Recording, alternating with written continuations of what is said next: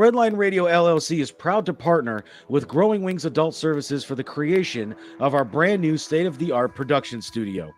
Growing Wings Adult Services has been assisting adults with disabilities in the Northeast Ohio area for the past 5 years. For more information on how Lisa and the team at Growing Wings can assist your family, you can contact Lisa at 234-334-7547 today. Detroit Auto Parts is the official parts store of Red Line Radio LLC. They have 2 convenient locations on the east side. You can call 216-531-7373, or on the west side, call 216-398-7373. Mention Red Line Radio and receive 10% off your purchase. It's the official home and auto parts store of Red Line Radio LLC. If you need any custom t-shirts, banners, stickers, anything like that made, then you reach out to Incredible Keepsakes. As Diane always says, cherished moments are made to last forever. You can reach Incredible Keepsakes at 440-242-9648 or check out their website at incrediblekeepsakes.com. And don't forget to mention that Redline Radio sent you. For all of our programming information, you can check us out on all social media platforms. You can listen to all of our great programming and live 24-hour music on the Redline Radio LLC app. You can find it on the Google Play Store, but you can also check us out at redlineradiolllc.com, where we are always live.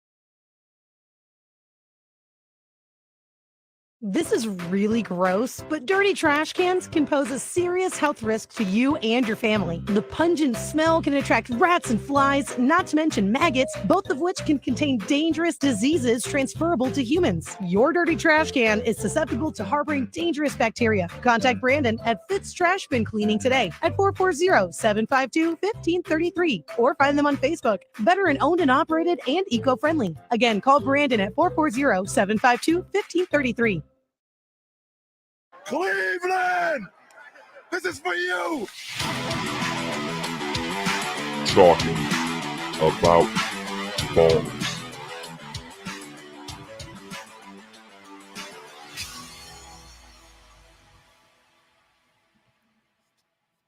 Ladies and gentlemen, welcome to Talking About Balls. I am your host, Justin George, joined as always by Kyle Price and Timbuktu, the man in the middle. Gentlemen, Happy New Year. Happy 2023, sir. We are here. I can't believe how fast this year has gone. We've been with Redline for almost a full calendar year now. The other day on my Facebook memories was our 1 year anniversary with joining the Steel City Renegades for when we were guests. Oh, really? Yeah, it was the second. I think it was the 2nd of January last year. Wow. And funny that we're doing it again this weekend. And then, here we are. Browns Steelers this Saturday. Quick plug for Steel City Running Lates. We will be there on time. We'll be there on time. The show's supposed to start at noon. I can't guarantee that that's when it's actually going to start, but we will see. We will do our part to contribute to the on-timeness. As always, Talking About Balls is punctual as fuck. We are here, 7 o'clock on the nose. We are always ready to go. What a week. What a weird week. I'm sure all of you are well aware of the Buffalo Damar Hamlin. Sorry, Damar Hamlin incident, if you will. I don't even know what else to call it. Weirdest fucking thing I've seen ever. Yeah, it's the talk of the town. I figure obviously we're going to talk about it for sure. We're not going to spend too much time on it though, because I don't want to be cold or anything like that. I feel bad. I absolutely do. It's a horrible, tragic incident, but at the end of the day, the show must go on. Like, I get the canceling of the game that night. Sure, I get that it. makes sense. There's zero chance that any side of that field was going to be able to fully play a football game. Right. That I understand. Yeah, I don't understand why there's even talk of canceling this weekend, though. That makes no sense to me. Again, not to be morbid, I know it's going to come off that way, and it is what it is. What's up, Lee? What's up, Lee? Long time no see. No texting and driving, sir. Yeah, right. That's very dangerous. If you're a police officer and you're watching the show right now, look out for Lee. He is definitely on the road. So go ahead and pull him over. But yeah, I mean, I feel bad for the guy for sure. But at the end of the day, what does not playing do? It's not going to help him. Nothing. It's not going to hurt him. Nothing. The other guys have games to play. There's a playoff supposed to be starting next week. There is a Super Bowl in a month and a half or whatever. Less than that, actually. What really do you expect? What everybody's just going to sit around and sulk for a fucking week? I haven't heard word come from any NFL office about potentially canceling this weekend. It's just been media members driving it. It's been media. Zero chance that Goodell's gonna be like, oh, we're just gonna cancel week 18 of football. The only news about Sunday that the NFL came out with today was the Ravens and Bengals are playing at 1 o'clock on Sunday. Yeah. Like, they doubled down and let everyone know the time. So it's like, we're not canceling games. You're playing at 1 o'clock. No. Here's what we're doing. Again, I feel bad, but like, look at some other things. Horrible incident. If you guys that didn't see it, T. Higgins ran into him. Normal football play. Didn't see anything out of the ordinary. Makes the tackle. Hamlin did. Gets up. Kind of like celebrates for a second. And then all of a sudden just collapses. Went into cardiac arrest. Was given CPR. They used a defibrillator on him. The CPR was going on for 9 minutes, which not good. And you only do CPR if you're dead. I mean, if you're basically you're bringing him back to life. That's why you had to do all that. So he literally was dead on the field. First and foremost, let's give shout out to the EMTs that were there, because I mean, I don't think they're getting enough love. People are more so just worried about like the players that had to look at it and things like that. But those EMTs had to jump on there and they had to revive him. They saved his life for what it is. Again, I'm not a doctor, but it's just science. It's a medical fact that after about 5 minutes, if you're getting CPR, you start to have major brain damage. Yeah. At about 10 minutes, they probably would have given up CPR, honestly. As sad as it is to say, he was at 9 minutes getting CPR, which means luckily too, Cincinnati has one of the best cardiac hospitals too. I mean, right that across the street. Very, very convenient. The EMTs again that were on scene jumped on it. They got to him right away. I think they had him off the field within like 15 minutes, I believe. Like, because they it took the about 10 minutes for the CPR. Then they got him on the cart. They got him out of there. They administered oxygen. They did a really good job, but I hate to say it, but I don't think there's going to be a positive outcome of like, he's going to be okay and have some sort of, decent life. I really think there's going to be severe brain damage that's irreversible. Again, I'm not trying to rain on anyone's parade, but that's just the facts. It's just science. Kevin, I think that's talked about. I think that's one of the things they're discussing. I just don't see it happening. Unfortunately, I don't see it being pushed back a week. No, like I said, the NFL already came out today and they were like, the Bengals and Ravens play at 1 o'clock on Sunday. Like, it's an unfortunate circumstance. I mean, but there's been players that have died, before during Sean Taylor murdered middle of the season. They kept playing. They played that week. 9/11. They took 1 week off and went right back to football. Yeah. 9/11 was a tragic incident for the whole country. It wasn't just one person that had an unfortunate incident. Ryan Shazier got paralyzed middle of the field in Cincinnati. Horrible experience. I mean, everyone else thought he could have been dead. He came off the field. They played the rest of the game. I think the only thing that's going to affect is going to be the Bills going forward. Sure. Unfortunately, I mean, it sucks. I don't think any other team's going to be affected by this. Hence why I don't think they're going to push it back a week or cancel games. However, I think the Bills might be in for an issue, might be in for a struggle here.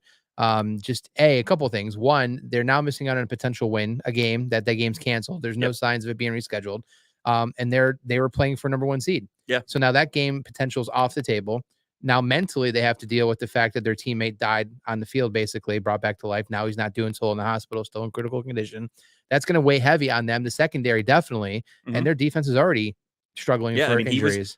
He seems like a decent guy, really good guy. As far as a player, he was a backup. Yep. He was only starting due to injury. Not that like lessens him by any stretch. No. That's not what I'm trying to Still get at. a good player. I'm just saying that shows you the depth of the Bills. They were already on a backup, and now he's clearly out for the season. Yeah. I would assume. I'll check Adam Schefter's Twitter, but I don't think he's playing the rest of the year. It's a super unfortunate, but then you're going to reach a point where does the line end? Yeah. Dak Prescott's brother, for those of you that don't know, committed suicide. Dak Prescott had to keep playing. They didn't just say, all right, Cowboys, you guys take the week off, process this. Tragic things happen to people all the time. How many times do you read about parents or uncles or cousins or brothers or, sisters of athletes that die and the player has to go play that day? Or, anything tragic. I think what sucks about it is the fact that it was witnessed by so many people. I mean, how many times do you see something tragic like that happen? I think that's what people are trying to wrap their mind around. I mean, if you think about it, was it 2 years ago? I remember that soccer player had the same thing happen on the field. I had a heart attack on the field. And that became a huge, it blew up. The whole world talked about it. Not even 20 minutes, not even 2 hours later, they played another game. The Atlanta Hawks announcer, I know it's a different story, but the Atlanta Hawks announcer, seizure. He had a heart attack or whatever, mid-game. He collapsed on the court, sitting there at his desk, and they kept the game going. I mean, I truly hope everything works out for him in the end. I mean, shout out to people though. I mean, do you see his toy fund over like $5 million now? I think it's up to 6 right now. That's insane to me. It started off like 135,000 before going into the game, which still that's nothing to joke about. No, not at all. But as soon as this took place, it must have been put out there. They found his toy drive. Now it's over. You said $6 million. That's crazy. I think I saw Tom Brady gave like 10,000 or 100,000. That's or something amazing. Like that. I mean, that's Andy Dalton and his wife, like so many athletes and celebrities and stuff have donated a ton. And shout out to normal people that have donated a lot of money. Yeah, I mean that's amazing. That's a great. Your thing. average Joes. I won't say normal people. It sucks that this happened. I mean, I'm glad that that's happening. But I mean, I'm hoping the positive note is I think the last update I had was that he's now down from 100% oxygen to 50% oxygen, which is in the right direction. He's still in a medically induced coma, which is what he needs to happen in order to make sure they can test and see what's going on. And this morning they said they had to turn him over to relieve pressure, which I would assume that means on the brain. I'm not positive. And then hopefully things still continue to progress. But no, I don't know what the outcome is going to be. No one knows. But you know what? I hope everything works out for the best. Yeah, I mean, again, horrible situation, but the show must go on. You can't stop football because of one guy's horrible incident. Again, it's terrible, but he was a backup. He was a guy that wasn't a household name. And I'm not trying to lessen him. Again, please, I want to preface that. But when Sean Taylor was murdered mid-season, that's a guy who was an all-pro, Pro Bowl or whatever. He was a great player. Everyone in the world knew Sean Taylor, at least in the football world. He died, got murdered, and they put a sticker on their helmets. They went out there. They did 10 people on the field for the first play in honor of him, and they went on with the season. And they gave him a horrible fucking statue. And then they waited about 10 years to embarrass the shit out of him with a monument that only Washington could do. Only Washington. I mean, Jesus Christ. It was bad. Let's move on from the sorrowful parts. I'm getting depressed already starting the show. I wanted to start the show off with something a little more exciting, but I feel we need like ominous music in the background. I just figured we would follow suit with every other show in the world this week that literally just the show started and they went right into talking about him. Something happened on Monday. It sucks. Yeah, again, unfortunate. We hope for the best. First, I want to throw some people under the bus about this situation first, though. The fucking losers that are standing outside of his hospital to be on the news, doing interviews because they're wearing a fucking Bills jersey outside of his hospital. That's so fucking just disrespectful and disgusting. If I'm being honest, I hate the fucking idiots doing that. You don't like the attention grabbers? Yeah. The last I checked, I'm not religious. I don't know shit about praying and all that shit. Isn't that supposed to be kind of like one-on-one with you and the big man if you're into that kind of shit? If you believe in God, that Isn't is it what like you're supposed to do. It's like a birthday wish. Like you're not supposed to tell anybody. Like if you're praying, it's like throwing a coin. These guys are like, all right, we got to go stand outside of the hospital, get down on a knee, make sure my Josh Allen jersey is on and crisp and ironed. And I want this news guy to see me fucking doing it. It's infuriating. I hate seeing that kind of shit. Shame on the people that are doing it, and shame on the news stations that are covering it and interviewing these fucking idiots that are just like, yeah, I traveled to Cincinnati from Buffalo, and because he's in the hospital, I figured I'd come to the hospital and pray for a photo op. Let's blame the news managers, because they're the ones that say you have to go out there and do something. Oh, for sure. Because I mean, that's the thing. Like people like Field Yates from ESPN, he was the one that was retweeting all these stories.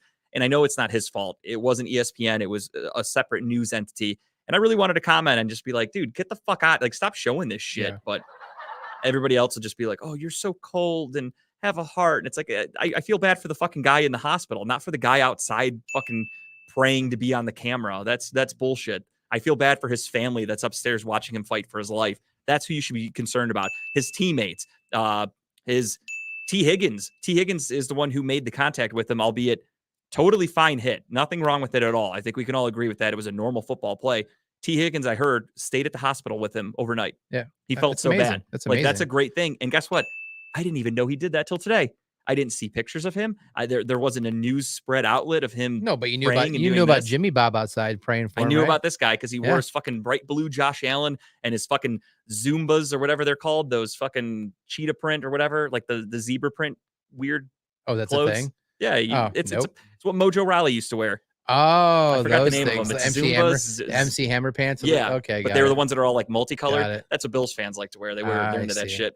But these guys are just wearing these stupid outfits out there trying to get on the news. Let's pour one out for the homies of all the Super Bowl fantasy leagues. They got fucked up this weekend too because of that. Mine worked. I actually before the game I was up by 4. Yeah. He had nobody left. My opponent. I had T. Higgins. Ironically, I benched him in case he fumbled it 4 times. Or I didn't know if does ESPN have like if you murder somebody on the field you lose 5 points or something like that. I wasn't willing to lose my fantasy championship. We couldn't go a week without. I couldn't. I had to do it. I'm sorry, everybody. You guys know how I am. I luckily I won mine too. So congratulations, you won yours. I won mine. Champion. So 2 champions. Talking about up balls here. Champions. Couple things here. I agree, Sharon, for sure. Life goes on. It's unfortunate. And then you think about that. If you're working your day job and a guy next to you keels over, has a heart attack, and dies, you're probably coming to work in the next couple of days. Maybe they give you a day or 2 off, but you're going back to work. The place has to keep running. That's just a business. Again, feel bad for the guy, but it's going to be going on almost a week now. Once we hit this weekend, let the games go. Come on, let's just play the season out. The Bills and Bengals, that game will never be played. Give them nothing. Don't give them a draw, a win, a tie, nothing. Nothing you can do. It is what it is. I'm curious to see how they do address it, if they do address it. I mean, because they have yet to come out and say this is a for sure. All they've said is that it'll happen. My guess is after the Chiefs. If the Chiefs win, there's no way they can lose the 1 seed. So if they win, I think they'll just say we're not playing this game ever because it doesn't really make that big of a difference. But if the Chiefs lose, then they might play that game because the Bills could take the Bills could take the 1 seed. Yeah. So with nothing on the line really for the 1 seed. And that's going to suck for both teams because no matter what, you're going to be playing that game on short rest. Yeah. Whether it's coming into that game because you're going to play it after this Sunday, or you're going to play it later next week and you're going into playoffs next week. Or the NFL does have one wiggle week, if you will. The week before the Super Bowl, they have no games. That's so they could push the quote unquote Pro Bowl week. So that was the rumor that I was hearing early in this week, was that they might say move week 18 back to next weekend. This weekend, literally just Bills and Bengals only. There's 1 game on national TV. And then the next week's week 18. And then you go right into the playoffs and there's no bye week, or there's no week off between the Super Bowl and the AFC, NFC championships. They can't do that until they see what happens with the Chiefs, though. That's my guess. Yeah. And they're not gonna wait till Saturday to make that move. And I forgot who the Chiefs are even playing. I think it's the Raiders. So and let's dollars to donuts. The Chiefs aren't losing that game. And side note, Patrick Mahomes is playing for a big incentive bonus this weekend. Yeah, they're not losing that game. Spoiler alert for our picks later. Yeah. I'm taking the Chiefs. Yeah. Well, on a brighter note, we don't have a visual for this one, but this is how I really wanted to start the show. Next week, we have a great episode. I'm really excited for everybody to watch it. It is the Tim special. It is called The Tabbies. Ladies and gentlemen, we are doing the first ever Talking About Balls award show. No, we've done it before. Have we? Yeah, we did it like our first year Oh, recording. yeah, we did. We did like an ESPY kind of thing. Yeah. So we're going to be doing something similar. But literally, we're going to make up the categories however we want. I am not going to tell anybody like what they have to do. Personally, I'm going to go with some easy shit like my favorite movie of 2022. It doesn't have to be. There are easy rules for this. It doesn't have to be from 2022. It's just something you maybe saw for the first time. Could have been a movie from 10 years ago that you just happened to finally see and you loved it. You can say, that was my favorite movie of the year. Favorite TV show, favorite album, favorite fucking food that you had. I don't care. It could be anything. Favorite drug you did? Literally, yeah, whatever. Cool. Favorite Nice. dick you All sucked right. in a bathroom. I don't care. Tell me more. Favorite fart you did while we're doing a show? Tim's got too many of those to pick just one. Last week he had like 3 nominees for that could have won. So. And that's just 1 week. I can't even remember going back. The best supporting actress goes to his chair seat that's taking all that beating from his ass right now. I feel bad. Wait till you see who announced it. Can't wait to hear from him again. But yeah, so next week we're going to do the tabbies. We're going to all go around and pick our own categories. You could do literally, even if you have only 2 nominees for a category, I don't care. Give whatever you want. Give awards out for whatever the fuck you like. We're still going to do a normal show. We're going to talk sports. We are going to throw in some tabbies every now and again, give some awards out. It's going to be fun. Something new to do. I think to start all the year. people who usually tune in and watch us during our show should come up with their own too. And that's, while we're doing our show, while we're doing it, everyone in the comments, let me know what your favorite shit of the year was. If you had a favorite movie, a favorite TV show, don't do it today, people. I know there's people out there that don't really listen. And because I said that, I'm going to start reading and they're going to be like, oh, I really like this show. Like, I don't fucking care. Tell me next week. All right. Take a week to think about it. My favorite NASCAR is Dale Earnhardt. Another one. They fucking moved on with NASCAR when Dale Earnhardt died on the fucking track. Dude, they actually took like 2 weeks off. Oh, that's just because they're hillbillies and they all had to go to the funeral and they all had to drive and they got a bunch of DUIs down there and they had took a while to get there. All they took is left turns to get. They had to cry on their cousin's shoulders and relieve some stress. It's a whole thing with those hill jacks.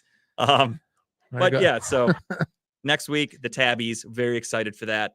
So tune in for that. Can't wait. But again, we will be mixing in sports shit, so don't think you're coming into us. It's going to be a shorter week of picks because the playoffs are starting. So I figured we'll have a little bit more time to fill. Works out beautifully. Maybe, unless the NFL fucks off and suspends this week like a bunch of idiots and we should have done the tabbies today. I guess we'll find out. Then we'll just play video games next week. We'll play Madden while we're on there. There you go. And then we're going to turn off injuries and fatalities on Madden next week so nobody has to see anything. Always looking out for Just our couldn't give it a audience. week, huh? Just could not I give it can't a help week. myself. These things just they're so easy. I can't help it.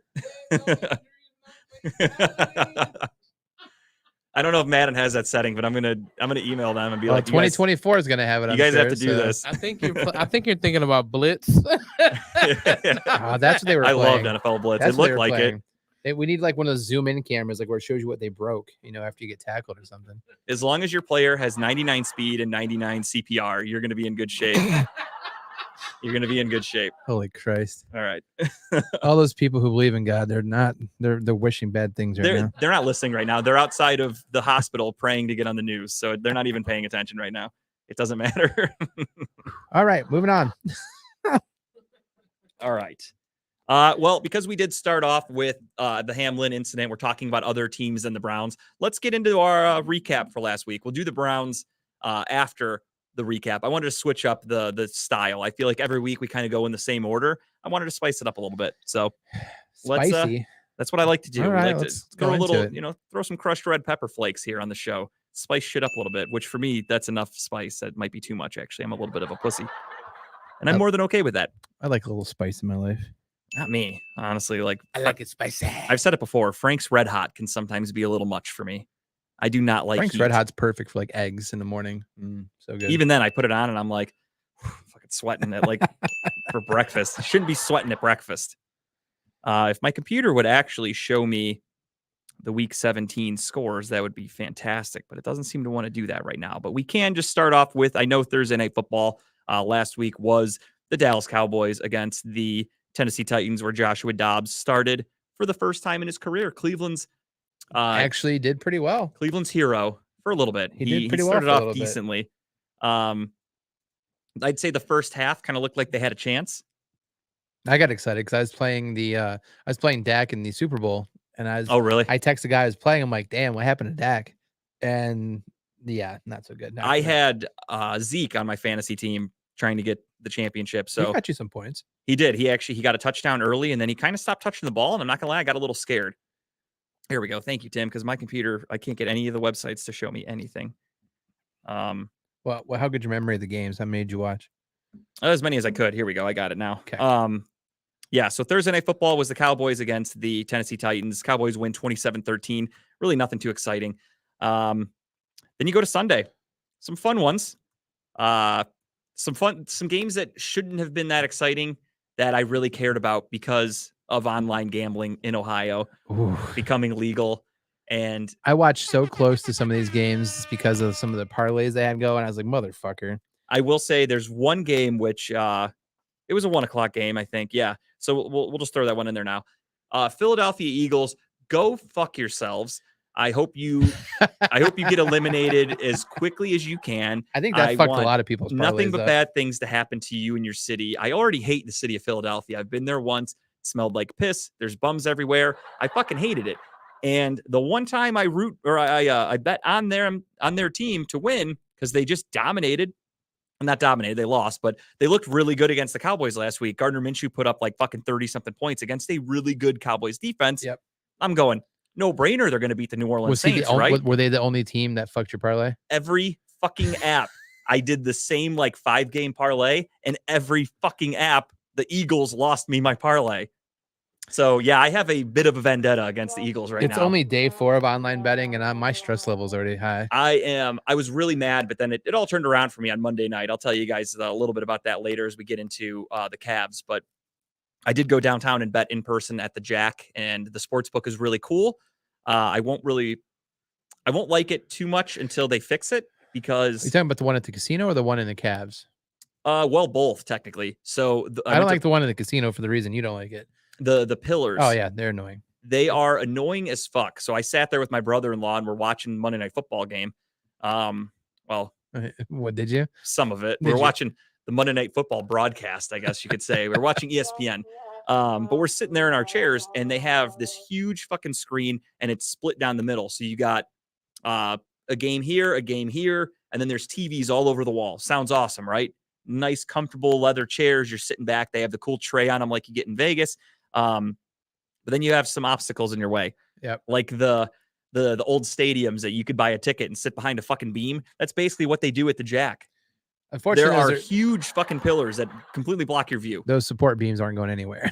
And they need to figure something out. Yeah. First off, they also need to just expand the area.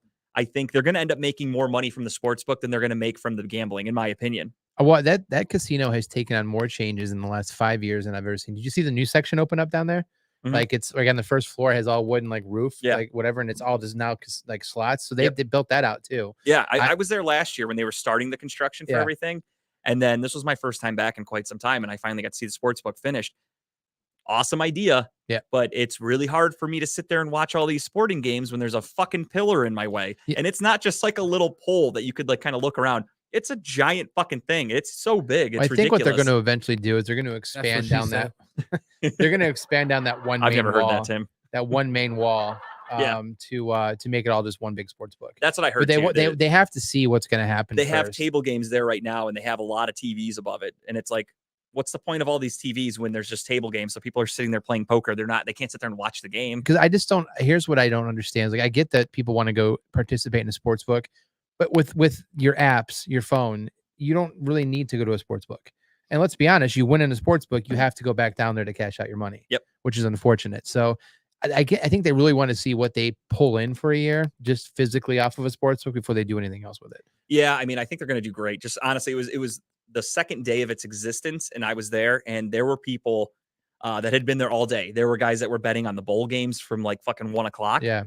They were betting on the Cavs. There was a guy, because we were there kind of late. We were there till like 11 something, and he's watching the Warriors game, and he's living and dying by Klay Thompson. Klay Thompson's hitting threes, and the guy's like fucking yelling and going crazy. And it's like, this is nuts. This is a regular season game with a banged up Golden State Warriors and against the Atlanta Hawks, a meaningless regular season game in January. And this dude's fucking living and dying and going crazy and yelling. And there's groups everywhere.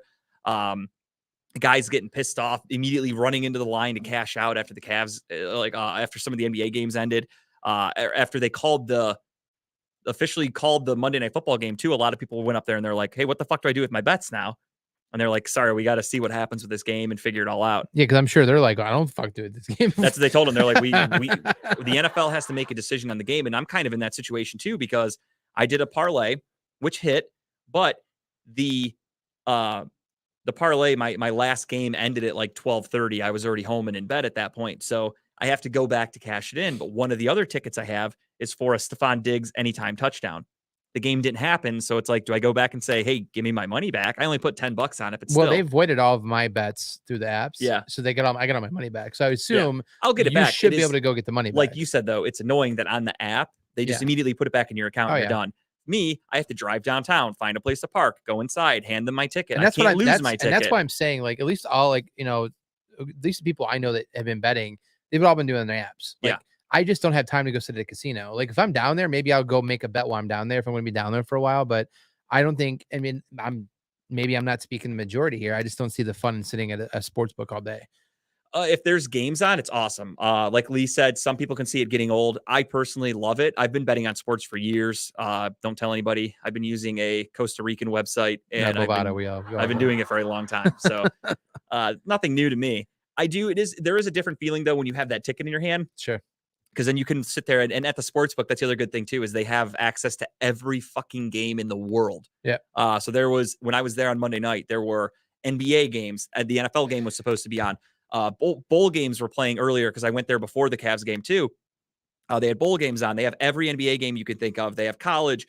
During an NFL Sunday, go up there to watch the Browns game. They're going to have the Browns on the big screen, and then every other TV is going to have NFL games. So it's really cool to you can just go up there and sit. Sure. I mean, I get that. I get the experience. Yeah. Yeah. I would it'd be like once a month I'd ever do that. You know what I mean? No, that's not something I would want to do weekly, especially because you're paying casino prices for drinks. Yeah. There's not a ton of food options there. So it's kind of like, I'd rather just go to a sports bar, which that's another thing. There are sports betting at bars now. So there is like Rivals down the street from me, not a sponsor of Redline Radio. I must say that legally it's in my contract. I can't mention places. I'm just kidding. But Rivals is down the street from me and they have sports betting inside of their place yet. I haven't been there. They got their kiosk. I think so. Yeah. I know that they were one of the first bars to sign up. I know the bowling alley that I'm bowling tomorrow is supposed to have a little thing too, which is cool. I mean, that's just something where if you're up there for a game anyway, like if you go up there for a Guardians game or something, it's like, fuck it, I'll throw $5 on the Guardians just because I'm going to watch the game anyway. So if they win, cool, I'll cash out. Yeah, that's true. And having the app is cool, but then you win the money, they put the money in your account. You then have to transfer the money to PayPal or, whatever. It's a 2 to 3 day processing whole thing. Something about just being able to hand them a ticket and getting that cold hard cash is kind of fun. Yeah, I get it. Especially for degenerates. I'm guessing there were a lot of people at the Jack. That's who they appeal to, I think. Yeah. I'm guessing a lot of people at the casino on Monday night were up there with their fucking paycheck. Like, here's putting this down tonight. And they were hoping to get a big return. Some of them didn't seem like it happened. But yeah, sports betting in Ohio is legal. Philadelphia can go fuck themselves. Other than that, I love it. I use every app. I have too many apps, if I'm being honest. I have one folder of just apps. Yep.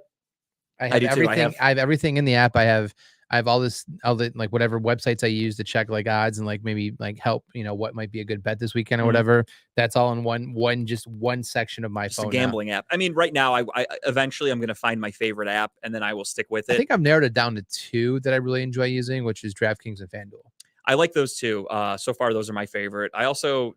I don't mind MGM, but it's 3 out of my, it's third. Yeah, place it's definitely third for me. Plus, it didn't give many bonuses coming into the. No, it really didn't. FanDuel and DraftKings are the ones that are literally throw money at you. For those of you that it's too late now, the game already started. So sorry if you're just now hearing this.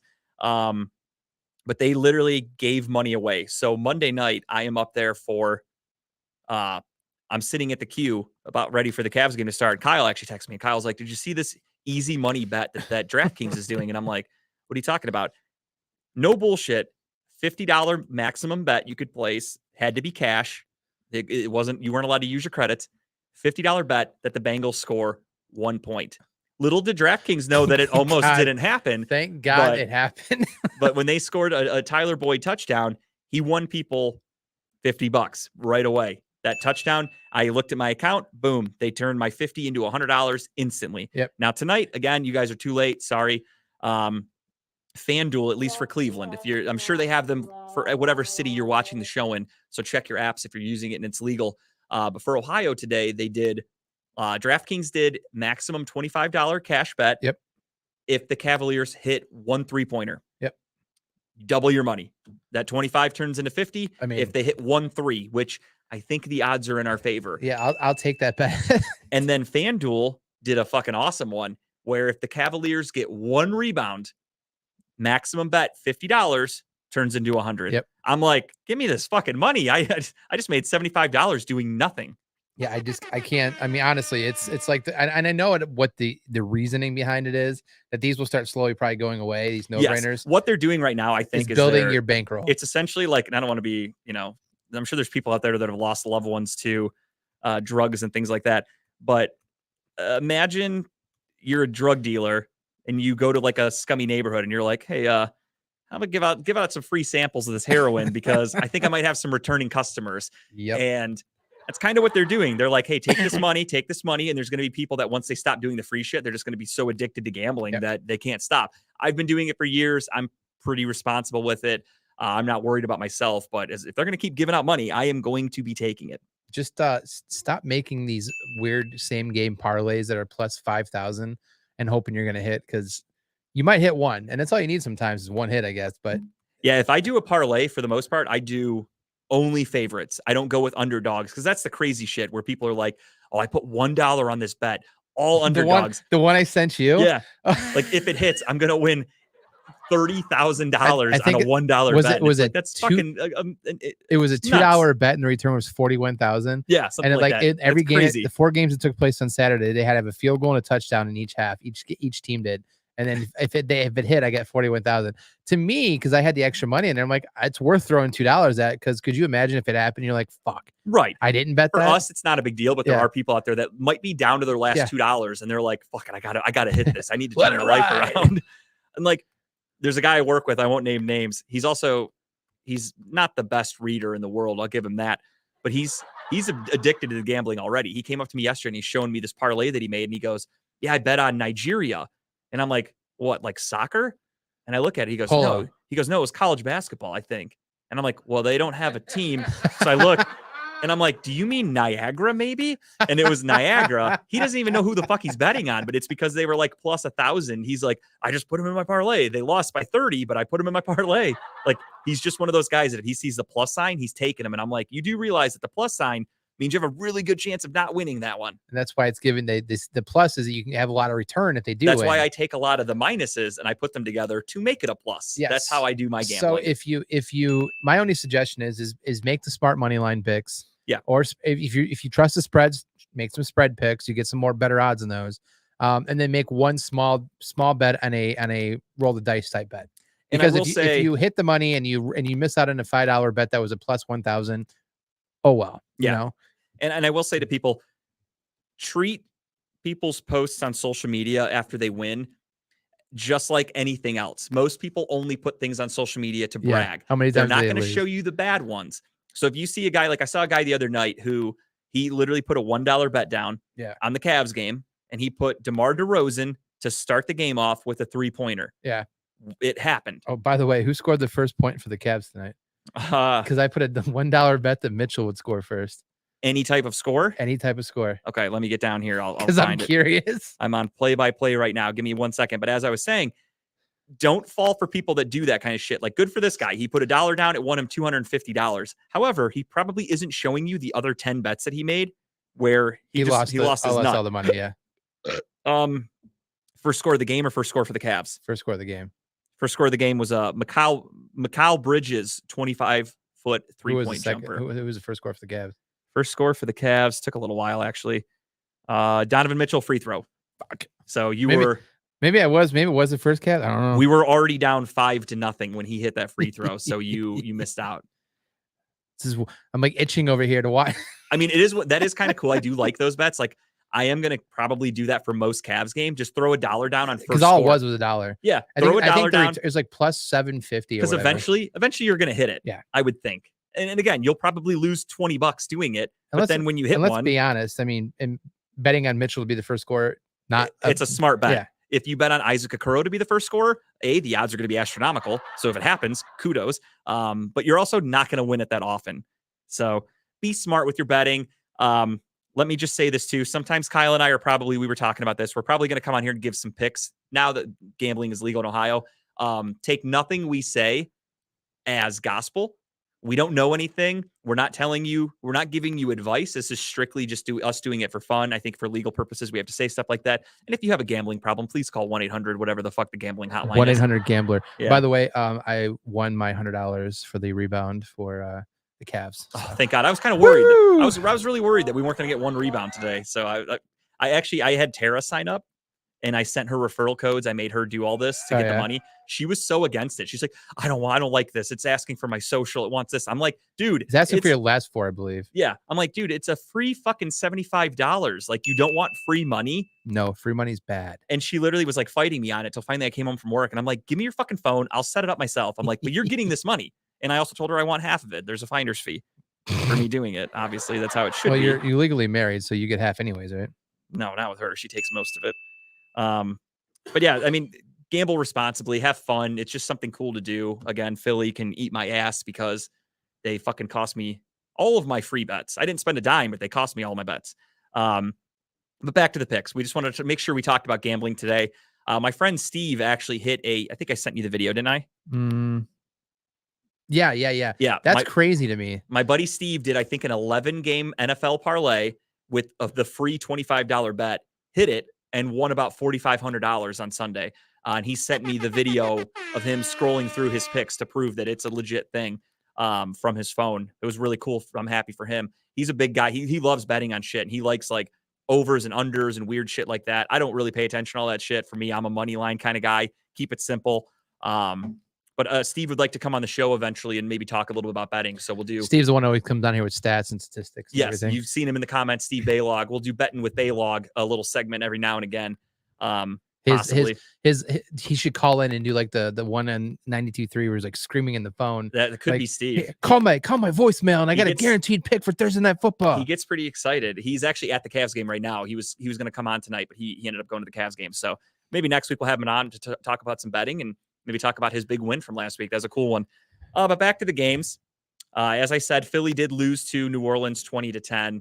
The Gardner Minshew fun wore off, and it almost cost me my fantasy championship. Same. I started Gardner. I rolled with Gardner Minshew, and I said, you know what? I have Aaron Rodgers, Deshaun Watson, and Gardner Minshew. Watson would have been a great start. And I said, but talking with my brother-in-law, because my brother-in-law was in the same situation. Yeah. He had Watson and he had Minshew, and he goes, who do I start this week? And I go, honestly, Watson hasn't shown me that he can throw multiple touchdowns, and any other week I'd say go with Watson. Who cares? But it's the championship. So I'm like, I can't risk losing a championship by playing a guy who hasn't shown that he's back yet. I was so close with my bold predict. He had 3 touchdowns. He did. He only had 196 yards. Didn't have the 300 yards. And I was close with mine. No, not really, actually. I had 3 touchdowns for Rodgers. He had 2. And then I had 300 yards, and I think he had like 175 or something like that. So I was technically close with mine too. And you were, so Tim, I'm not going to lie to you. I can't read my own handwriting. I wanted to ask you, but I forgot. It's not great writing. So I have 3 touchdowns first half, right? Is that what you said? Yeah, I said first half. Okay. That is what it says. And okay. It was 3 in the second half. I didn't know what I put. I thought I said 3 touchdowns ish. And I'm like, what the fuck does that mean? Now I didn't know what it said. I can't read my own writing. It's first is what I was trying to put down. My handwriting is atrocious. So that's on me. God, I hope you're never like dying and you have to like write a note for somebody to know what's going on with you.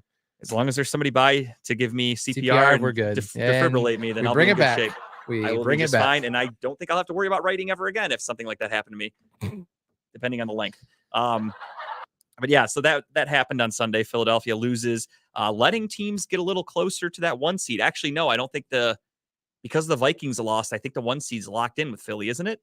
What's that? The 1 seed, did Philly lock it up because Minnesota lost?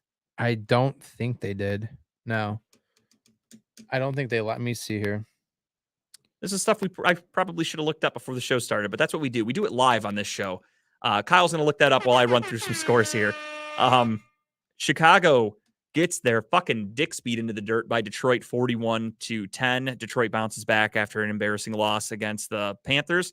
Denver, first game without Nathaniel Hackett, and Russell Wilson actually looked like a decent quarterback halfway. They win, Kansas City, that is, they win 27-24 over Denver. Denver made it close, so kudos to them. Maybe they did figure something out by getting rid of Nathaniel No, Hackett. they have to beat the Giants on Sunday to get the number 1 seed.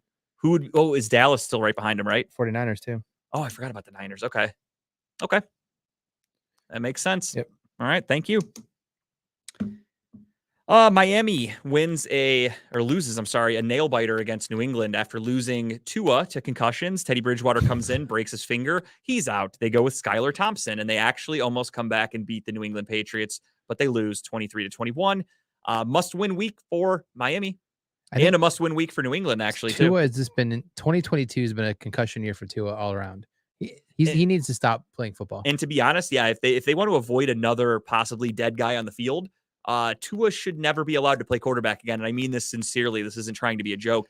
Tua's concussions this year were, as Tim does a laugh track, Tua's concussions were scarier, in my opinion, to watch than the Hamlin thing, because Hamlin just collapsed, and you're kind of like, what happened? Like, you don't know. Tua, watching him get up and collapse because he hit his head so fucking hard. Get up again and try walking straight. And then stumbling, and then they let him play. Yeah. That's where it's like, what the fuck? I think Tua needs to wear that's dangerous. The Darth Vader helmet. He does. He needs to come out there looking like Rick Moranis from Spaceballs. He needs to just oversized fucking bobblehead. Yeah, I mean, that to me, that's way more dangerous. That guy's his brain's gonna fucking bleed on the field. He's gonna die. Yeah, I and that honestly, I know the NFL now has investigated the Dolphins, and I think this is the third time that they've gone back and investigated it and said, look, he showed no signs of a concussion during whatever hit took place. I don't fucking care. Like, it's if any other fan can see that he's not acting normal and now he just gets touched and he has another concussion, that's an issue. Especially when I've seen guys get pulled off the field just because they make a tackle and they might lay there for an extra second or two. Yeah. They get up and the doctors will be like, no, come, we're going to check you just in case. To the fact that Tua collapsed and did shit like that, and they were just like, no, you're good. Keep going. Go ahead. You're fine. That's where it shows you the hypocrisy, and that makes me think that this falls back on Mike McDaniel too. I mean, and that's what I was going to say. Like, I know when that initial one happened with Tua, we talked about that, and we said like there could potentially be legal ramifications on Mike McDaniel because he's putting somebody's life at stake. Like that's a criminal offense, in my opinion. Well, he knows his win-loss record without Tua. Yeah, he has not won yet. Not great. And they are in a must-win situation this Sunday, as are the Patriots. We'll talk a little bit about the playoff scenario as we get closer to when we do our Week 18 picks. But I know off the top of my head, winner of Detroit and Green Bay gets a playoff spot. Yep. I think Seattle's in a must-win situation to stay in the playoffs. I believe New York Giants clinched. Tampa Bay clinched the division this week with their win over Carolina.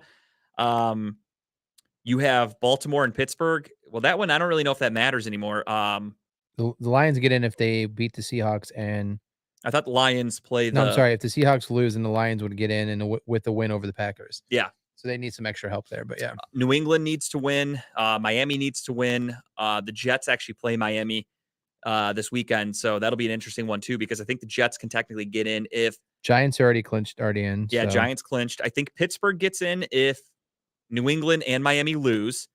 The Jets get in if Pittsburgh and New England lose and they beat Miami.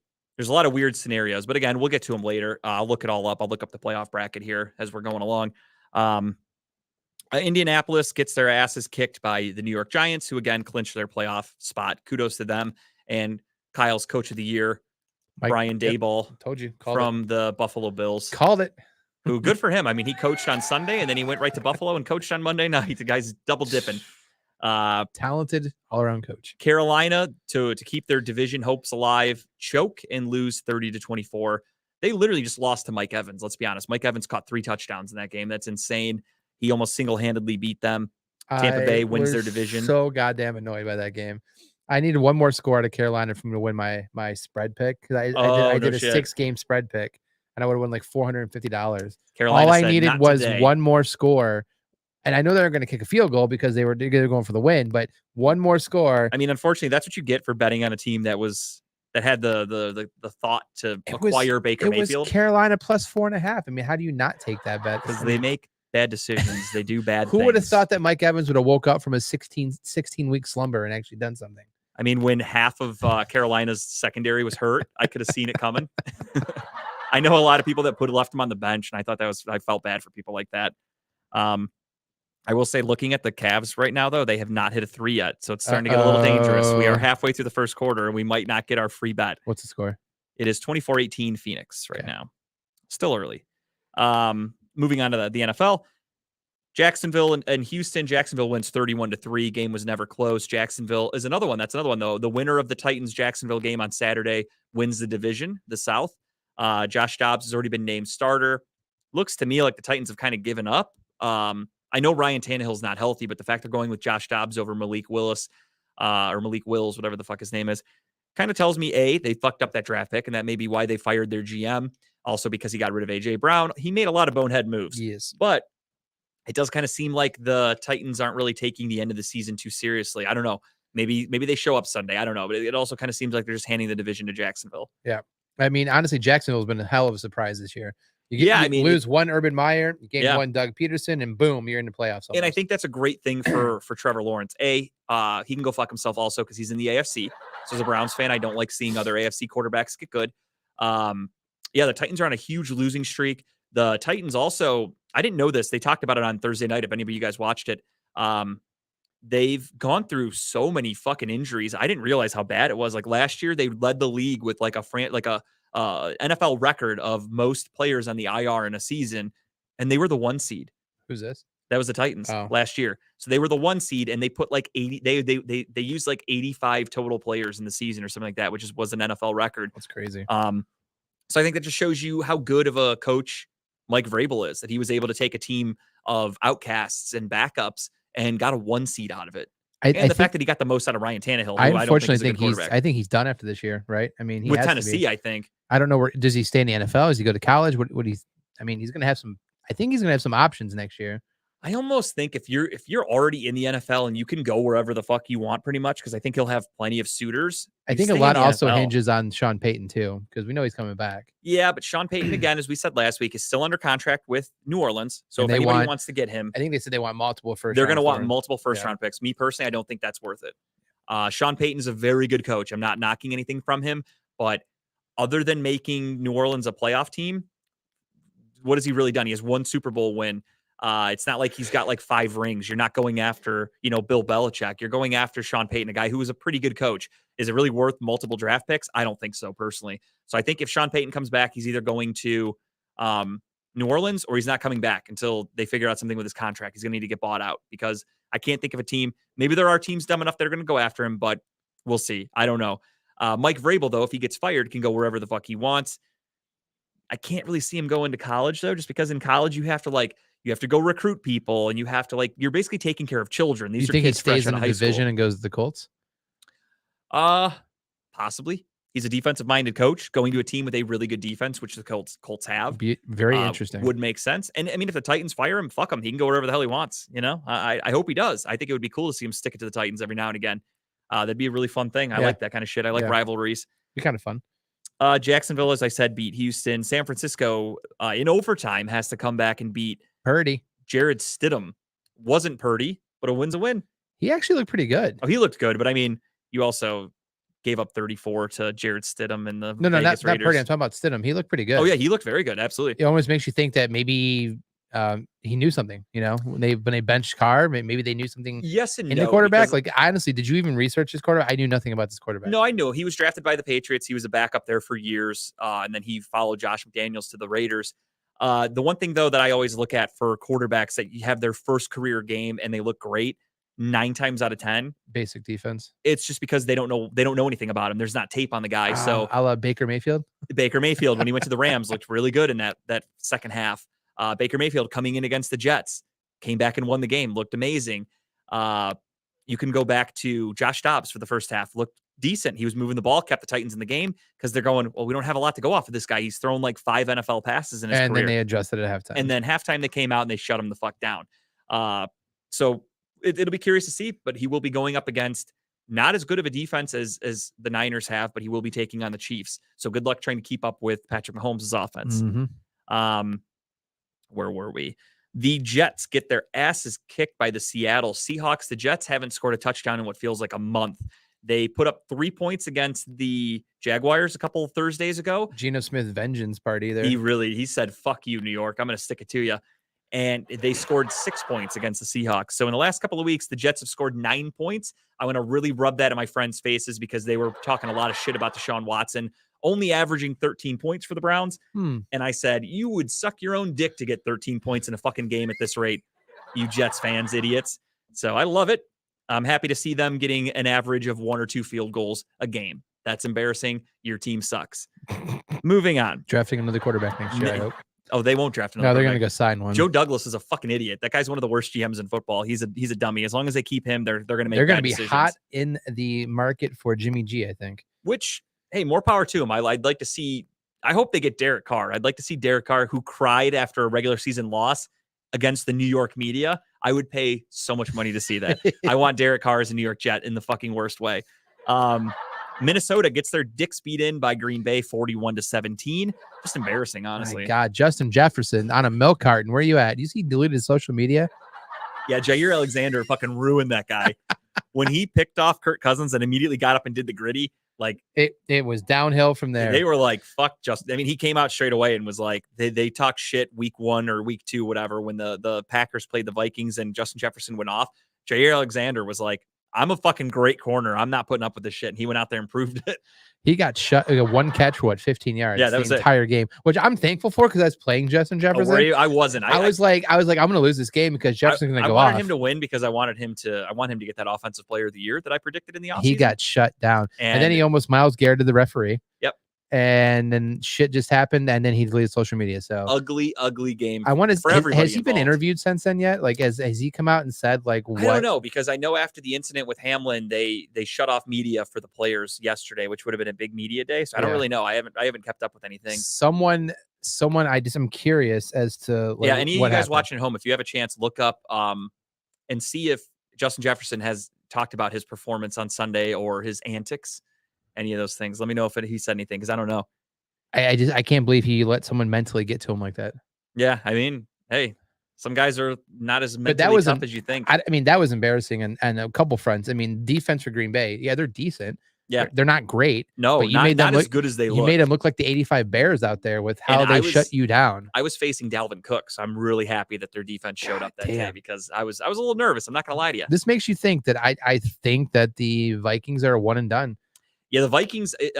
I saw a weird stat the other day that showed that they're what, like 11-5 right now? Yeah, or something like that. And yeah, I think 11-5, and they have a negative total points. Like they have been outscored more than they've scored themselves, which is weird to think that they have 11 wins and they've played like that. That's unheard of. That's truly like both them, an anomaly. Though them and the Eagles are both what, number 1, number 3 seed, number 1, number 2 seed.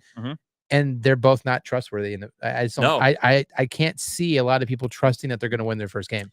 The Eagles, if they get the bye, that's huge. I mean, with Jalen Hurts, obviously, if you have Jalen Hurts healthy, he was the MVP candidate till he got hurt. I think that took him out of the running. But when he's out there, their offense is great. You get the 49ers in round 2. Yeah. I don't see you coming out on top. Good luck against the 49ers for anybody playing them.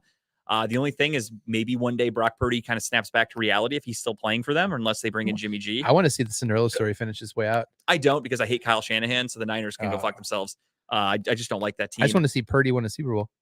I don't, because then I'll just feel bad that the Browns have looked for a quarterback for how many years? Just had to draft one last. They get this guy in the 7th round and he's going to win him a Super Bowl. I'd feel so fucking disgusted. I don't want that to happen. Mr. Irrelevant goes from Mr. Irrelevant to MVP to Super Disney Bowl World MVP. To Super Bowl MVP.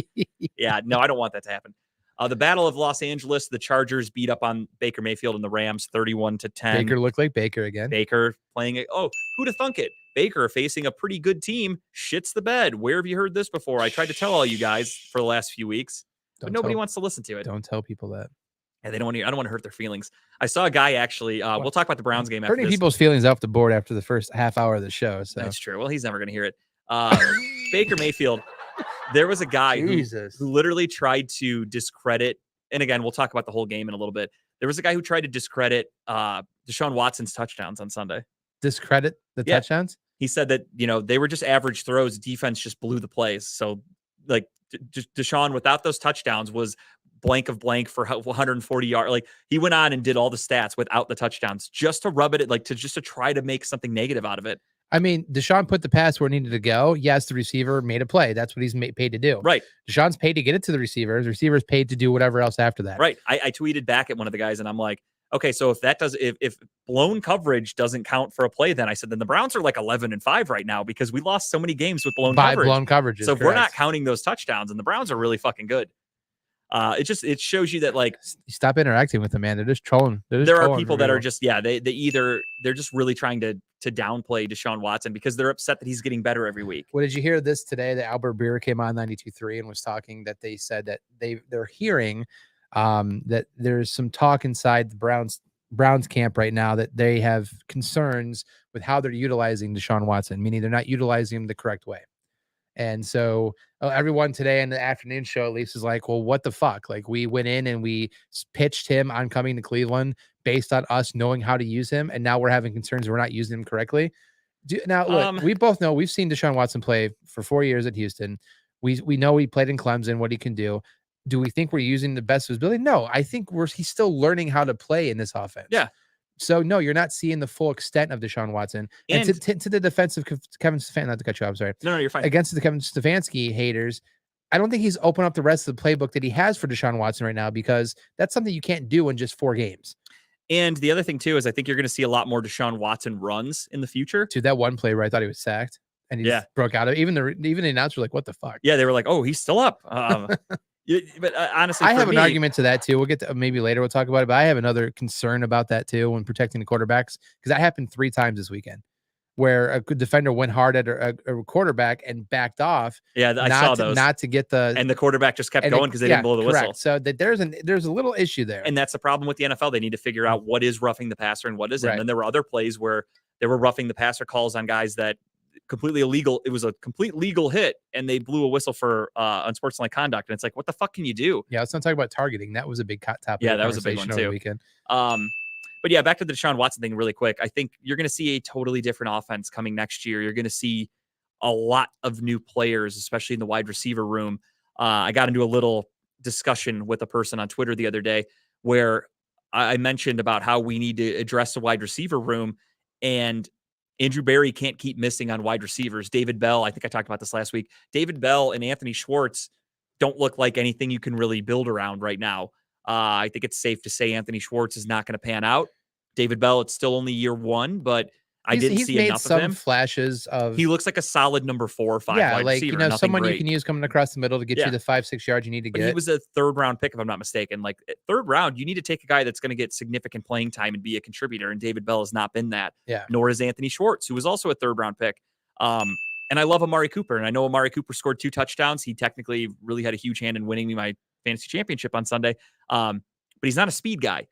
The offense is really limited with what you can do when you have slow possession receivers. Donovan Peoples-Jones is fast, but he's not like a super fast speed guy. I thought Cooper was going to get caught at least 3 times. Yeah, he's not quick. You see him chugging on the side like, oh God, he's going to get caught. I tried telling people that on Twitter that they were saying, and this is, I don't want to get too technical with X's and O's here because I know let me wait because we're going to put up the Browns fans are stupid thing in a minute, but I want to finish our picks and then we'll get to the Browns. I'm going to save this thought for a minute. Yeah, let's wait. Pittsburgh comes back and beats Baltimore 16-13 with a touchdown where, for those of you watching at home, dollars to donuts will bet Kenny Pickett was not throwing that fucking touchdown to Najee Harris. I think everybody in the world knows that, except for Steelers fans who are trying to go, oh, what a great play. He was throwing it to, I believe it was number 82. I don't remember who was in the corner of the end zone. Yep. But Kenny Pickett threw that ball blindly. Had no idea Najee Harris was going to catch that. That ball was not going to him. Speaking of sports bets, I needed Najee Harris to have at least 5 more yards receiving. Didn't work for me out to win $300. That one too. Yeah, Kyle did a 25 yards receiving or 20 yards receiving and a Steelers win. He got one of them, but motherfucker. Close, but no cigar, as they say. And then Monday Night Football, we all know what happened there. Nothing really to recap. Nothing happened at all.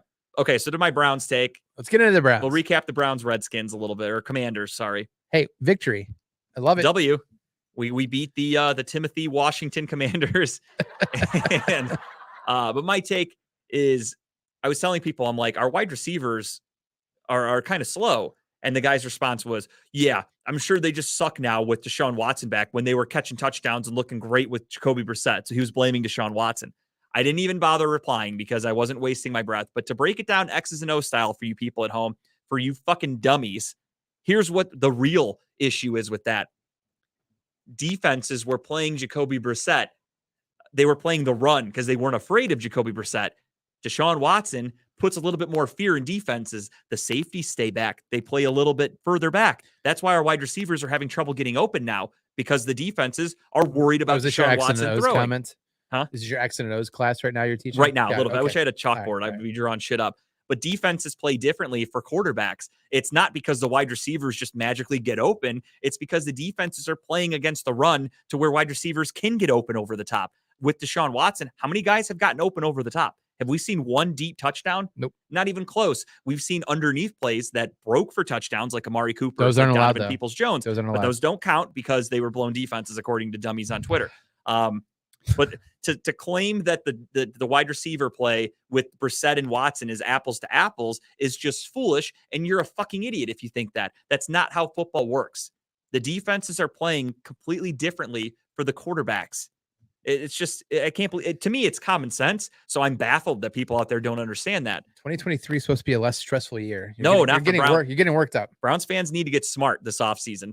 I will be maybe talking about balls. We'll host X's and O's classes with JG. I will be happy to fucking put some knowledge in your guys' brains if you're interested, because we're going to come dressed as suit and ties and teaching class. Oh yeah. I'm coming in with I'm going to have a chalkboard. I'm going to have like the fucking stick to smack it. I'm going to flip the board around when I need to write some other shit. It's going to be so fucking nice. Call out AA Ron. Were you at AA Ron? We'll do it here live at Studio 2. I will host X's and O's classes with JG, and I'll teach all you fucking dummies out there that don't understand how football works. Because the fact that guy came out and he's like, the wide receivers look good with Brissett. It's like, it's not even the same fucking defense that they're facing. They think football is so basic of just everyone's doing the same thing, no matter the players. That just shows you how dumb fans are. And again, as Chris Rose said, Browns fans really show their ignorance when they talk about things, because you can tell they don't really watch all of football. I still hear from people, and I love them. Some of these people are my family that want Kareem Hunt and Nick Chubb on the field at the same time. They think that's going to be some magical remedy. You know how many times we tried that this year and it never works out? You know why people love it so much is because it worked one time in 2020 where Hunt blocked for Chubb and Chubb broke off a touchdown. Now that's what should happen all the time. Instead, we had against the Saints, we tried this play where we were in look at almost that. an identical play. So if you look at where the fullback is, for those of you idiots at home, that's the second guy from the bottom. That's the fullback. We tried that play against the New Orleans Saints on a 4th and 1 call against them. We handed the ball to Kareem Hunt. Kareem Hunt got stuffed going to the right. Nick Chubb was behind him as the decoy. And what happened? It got stuffed. It got lit up. The Chubb and Hunt special on the field didn't work. What did those fans do? The chunt. They immediately went onto Twitter and said, Kevin Stefanski's a fucking idiot. What a stupid play call. What's this guy doing? And then the next week, we don't put Kareem Hunt and Nick Chubb on the field, and they complain and go, why doesn't Stefanski use Chubb and Hunt? He's an idiot. Last week, you hated him because he did that, you fucking idiots. Keep your shit together. Browns fans are a week-to-week team. They don't, because they don't remember the shit like I do. I have a very weird, photographic memory of shit, so I remember every play. Of shits, literal shits? Literal shits. I remember the taste of Tim's fart last week. When it comes to bowel movements and brown stuff, I remember all of it. A lot of iron in that. Little more ketchup than iron, if I'm being honest, but there is something in it. Well, iron went first to go in there, and then when the iron came out, it kind of got a little it was ketchup-y. processed into the ketchup as it came out. Ugh. Tim just ate a whole tomato and it just turned into ketchup and made its way out of here. It's a tomato processing plant. I like that. But the Browns fans that complain about that shit, they try it and it doesn't work. Yeah. And then when we don't do it, they go, he needs to do this more. Which is it? You wanted him fired last week for the exact same fucking thing. And again, the Browns fans just don't understand that you're not going to go 100%. You're not going to score on every drive. You're not going to complete every 4th down. You're sometimes going to turn the ball over and have to punt. That's just football. No team scores every possession. They did have a slow start to the game on Sunday, though. For sure. Absolutely they did. And then they got it going, And that's why they play 60 minutes. Browns fans that complain, it's like, we won by 2 touchdowns, albeit a slow start. A win's a win. Yeah. I mean, the defense and it wasn't good. It wasn't like the Texans win. The Texans win was ugly.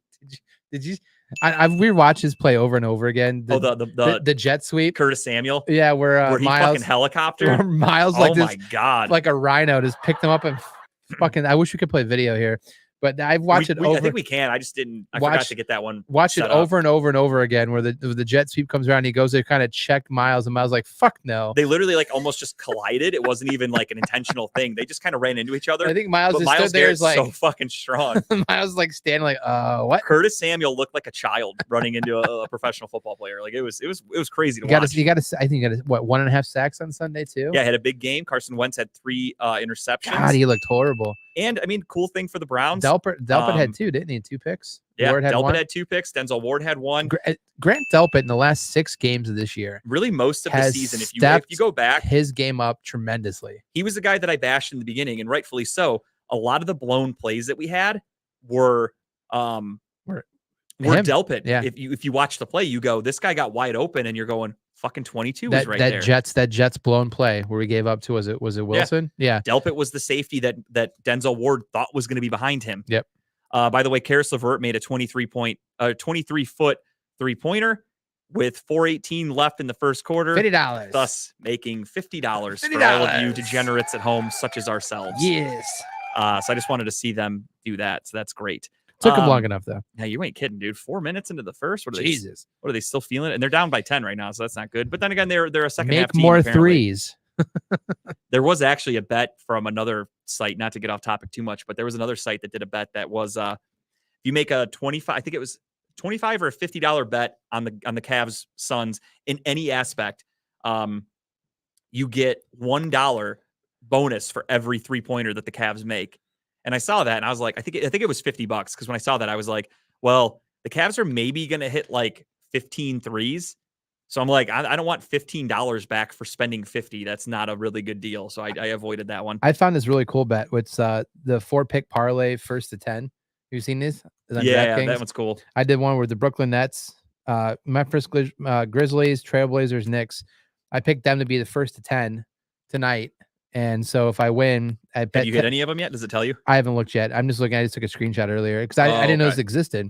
I bet 10 to win. You can bet on anything. I bet 10 to win 88. So I'm curious to see if I won that. I'll check it after we're done with the show. The first scoring and like there's weird prop bets of like.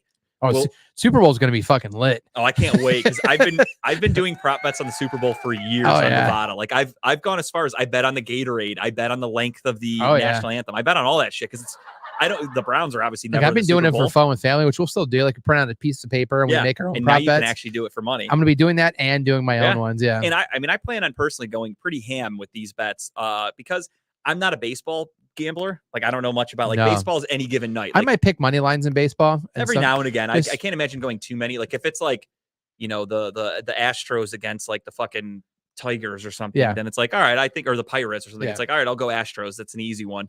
But even then, most baseball teams win like even the good ones 2 out of every 3 games, give or take. So it's kind of like on any given night, anybody could win. You never know what's going to happen. We got golf season coming up. Not that you bet on golf, but I'm looking forward to that. That's you can be bet fun. that I won't bet on fucking golf. How about that one? Oh, that's a prop bet. I bet on that. That's a lock.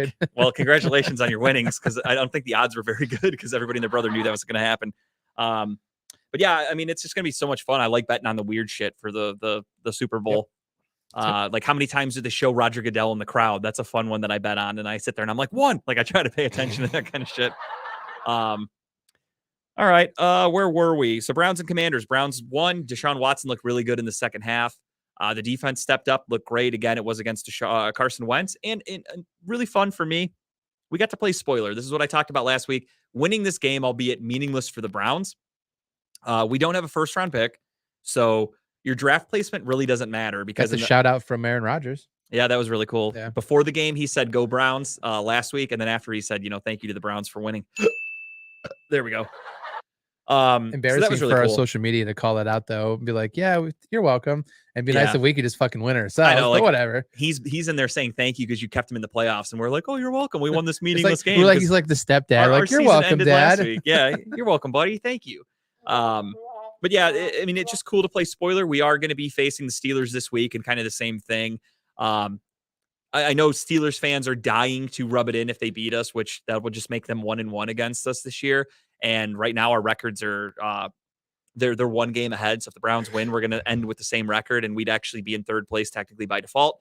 We'll talk way more about this on Sunday with the Steel City running lates or Saturday, I'm sorry, Kyle and I will be on the Steel City Running Lates. I think we talked about this in the beginning of the show, right? Yep, we were there 12 to 2 on Saturday. Yeah, 12 to 2 live here from Studio 2 with, I think, the whole crew. I think Chipper, Dave, and Lee will all be here in attendance. Going to be a lot of meat in the stew, if you catch my drift. The studio, this desk isn't that big, and we're 4 large fellas. Lee luckily gets his own little secluded area over there that Tim is, he's giving it a good scent right now for him. It's going to, his own personal touch for when Lee comes in on Saturday. He's going to wish. I think he'll add to it. He's going to wish that they were doing the show on Sunday night because he needs that extra 24 hours to air out, but he's not getting it, unfortunately. Normally, Steel City Renegades, though, can be found on Sunday nights from 7 to 9, but they are going to be from 12 to 2 on Saturday. Normally, from 2 to 4, you can catch 4th and 15 with Mel and Smooth when they come back. I'm looking forward to hearing from them again. You also have Comedy and Cocktails with Jen from 8:30 to 9:30 on Saturday nights. And then ending the weekend, or ending Saturday, I should say, you have TMI, Too Much Information from 10 to midnight. Sundays, Kevin Kwan, Professional Unprofessionals. Have they not had a show in a while, Tim? No, it's complicated. Okay. I thought we'd Also a name of a show. I was going to say, isn't there another show called It's Complicated? Yeah, no, I hadn't seen any notifications about them in a while. So hopefully we'll get them back. Very funny guys. Hope to see them. Medium Ratchet from 6 to 7. And I already mentioned Steel City Running Lates, so they are getting no more plugs. That's it for them. Monday nights, you can catch Just Therapy with Sean Boyd from 7 to 9. Tim Buck. Tuesdays, Tim had a full house yesterday. You had like 4 or 5 people in the studio with you ringing in the new year, didn't you? Yeah, I sure did. Had a fucking full house. I was able to catch some of it. I'm not going to lie to you, Tim. I fell asleep yesterday. I was tired as fuck. I woke up at like 7:30 and caught a little bit at the end of your show. I was exhausted. I couldn't sleep Monday night. You also have Go Gary back and Wenner. watch it. What's up? I said you should go back and watch it. Oh, absolutely. I just meant, like, I like to be able to talk to you during your show too. And I fucking woke up. I was groggy as shit. I set my alarm for 6:30. I woke up, I hit it, and then I passed right back out. Next thing I know, I woke up, it's like 7:45. I'm like, fuck, my whole night's gone. Live on location with Gary Wenner, and then you've got Broad Street South, who are on a bit of a break right now. Wednesdays, you have Talking About Balls from 7 to 9. We also have a new show. Lee, while you're here, I forgot the name of it. I'm not going to lie to you. We have a new show coming on Wednesdays. Cleveland's Finest. Cleveland's Finest. That's it. Coming Wednesdays. I don't remember if Lee gave a specific time. I know he said it'd be before us. I think they're 4 to 6. 4 to 6. Okay, so 4 to 6. Check them out on Wednesdays. Studio 1, Studio 2. Studio 2. Oh, nice. Another Nice. Studio 2 show. Debuting in the In beginning house of February. that Talking About Balls built. They're coming here. Nice. You know, the more the merrier. I think more people should see the amazing. I wish the championship belts were here right now. Speaking of those championship belts, I hope they're here Saturday. Well, Lee took them probably because he's got to do his count for the month. It's a new month, so we don't get the belts in January right now, and I respect that. However, okey-dokey. I don't know. I got a good feeling we're going to be retaining those championships. We shall see. 4:30 to 6:30. 4:30 to 6:30. Okay, well, he better not run late, and he better be professional because I run a tight ship. Get the fuck out. And I'm just kidding. It should be 4 to 6, Lee. Ooh, Tim knowing this shit. Oh, Tim was at the meeting yesterday, so Tim knows what he's talking about. 4 to 6. I'm sorry. I didn't mean that as like a jab. I meant literally he was there yesterday, so he probably did get different information. But Talking About Balls, 7 to 9. Cleveland's Finest from 4 to 6 or 4:30 to 6:30. We shall see what happens. I'm going to side with my boy Tim, though. I think he knows what he's talking about. Look at that look he just gave. That little like slow blink. He's like, motherfucker, I know what I'm talking about. 4 to 6. I think it was the camera just freezing. It's okay. No, that was definitely Tim. He put a little stank on that look. I saw it. It wasn't to me. It was to Lee.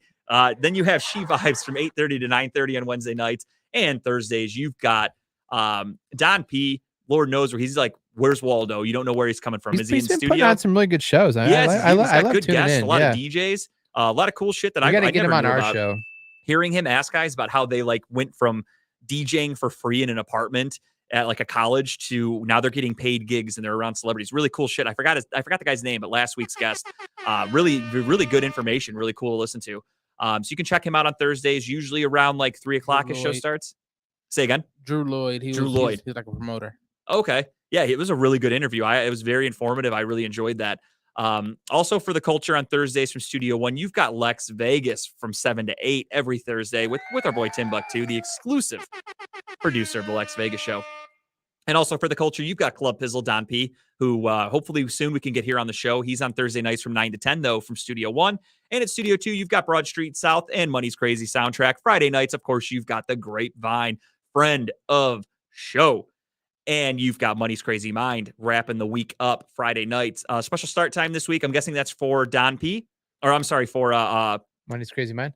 No, maybe it is for Dub. Is that Dub show 2 to 3? Yeah, I think that's Dub. Okay. And Don P is actually moving from 8:30 to 9:30. Oh no shit. Okay, cool, awesome. Oh yeah, Dynamite Dave. That's right. He is going to be on with Dub this week. I remember him. I saw his post about that the other day.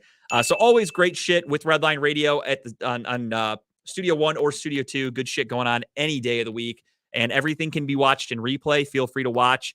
You can still comment on things. The notifications still show up. You can still interact with everybody. And if you're going to interact with shit too, interact with some of our sponsors. Let's hook some of them up.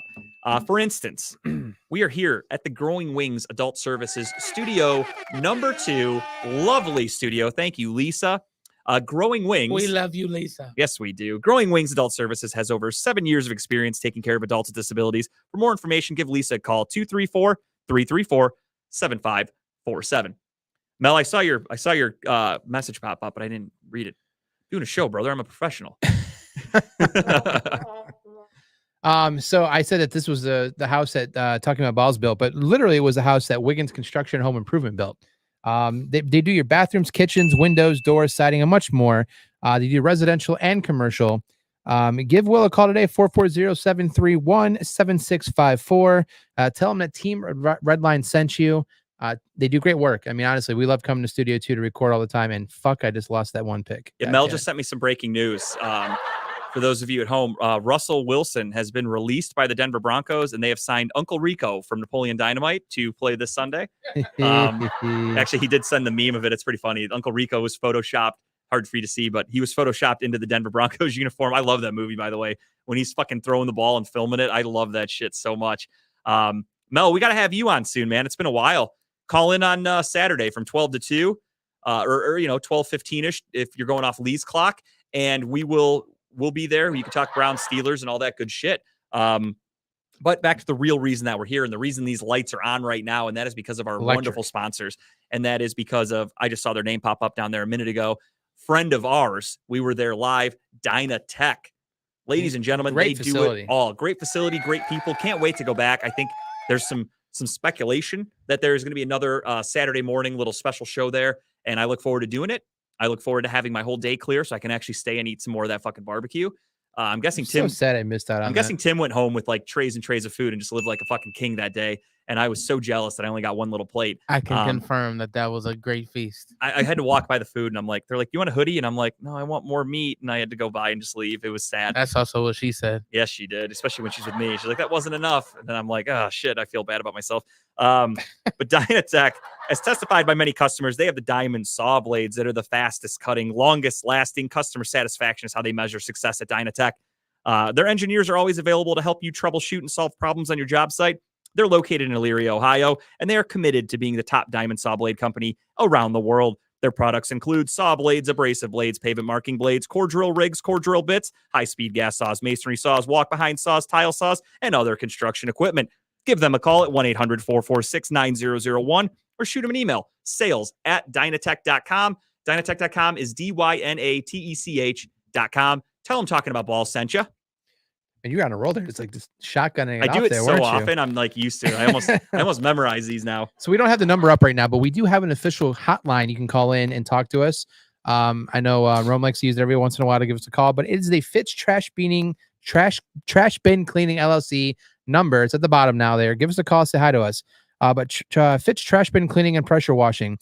They're locally owned, eco-friendly trash bin cleaning service in Northwest Ohio, serving North Ridgeville, where I live, and surrounding areas. You can reach out to Fitz Trash Bin Cleaning LLC at 440-752-1533, or email Brandon at brandon@ftbusa.com. Yeah, we run a tight ship here. If you're going to call into our hotline, call in, chat with us for a minute, and keep it quick. Keep it like a bank robbery. Get in, get out, do your business. You're done. It's like taking a shit at a gas station. You don't want to stay around too long and linger. Get in, get out, get the fuck out. Another sponsor for Redline, a good one that Steel City was actually just at a couple weeks ago with Lee, Chipper, and Dave. I don't know why they had them of all the shows. Did you see some of the dance moves at this place though? Huh? What were you talking about? Was this? Oh no, never mind. I'll tell you. Go ahead. No, I was talking about Pit Road Diecast. I didn't see any dancing. Oh, okay. I'll lead into that one. I saw 3 old men. One guy, Chipper, who's definitely had hip replacements in his life at his age. Those guys cannot dance. However, they were seated and they were surrounded by a lot of diecast cars, memorabilia, and stuff like that. Really cool shit if you're into NASCAR and all that jazz. Pit Road Diecast specializes in all current and past NASCAR diecast and model car kits. For all of your diecast needs, call 216-355-2347. Mention Redline Radio and receive 10% off your in-store purchase. If you're interested, they do sell Dale Earnhardt Jr. Replica car, or Dale Earnhardt Sr., I'm sorry, replica cars, and they do come with a fuse. You light it, it'll drive around, smash into something, blow up. It's pretty cool. Honestly, I saw it live. It was really nice. Those are buy one, get one free, so check those out if you want to kill them twice. It's nice. So grab those when you go to Pit Road Diecast. Tell them Talking About Balls sent you, and you want the Dale Earnhardt special. My God. So what I was talking about was last weekend, Dave and Lee. Now, Dave and Chipper were at the Bad Juju concert. And so what I was talking about was the bad dancing. Chipper went live and watching the Bad Juju play in the background. And there's just a bunch of old people up there just busting some moves, or the moves they could bust at least.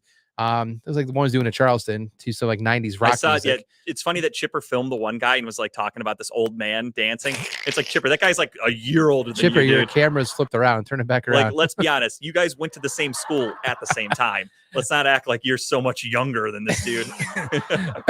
But Bad Juju, the official band of Redline Radio, they play some of your 90s rock music, some of your 90s greatest hits. They're available for booking. I have not seen them live yet, but I did hear them via the live last weekend, and from what I heard, they are pretty good.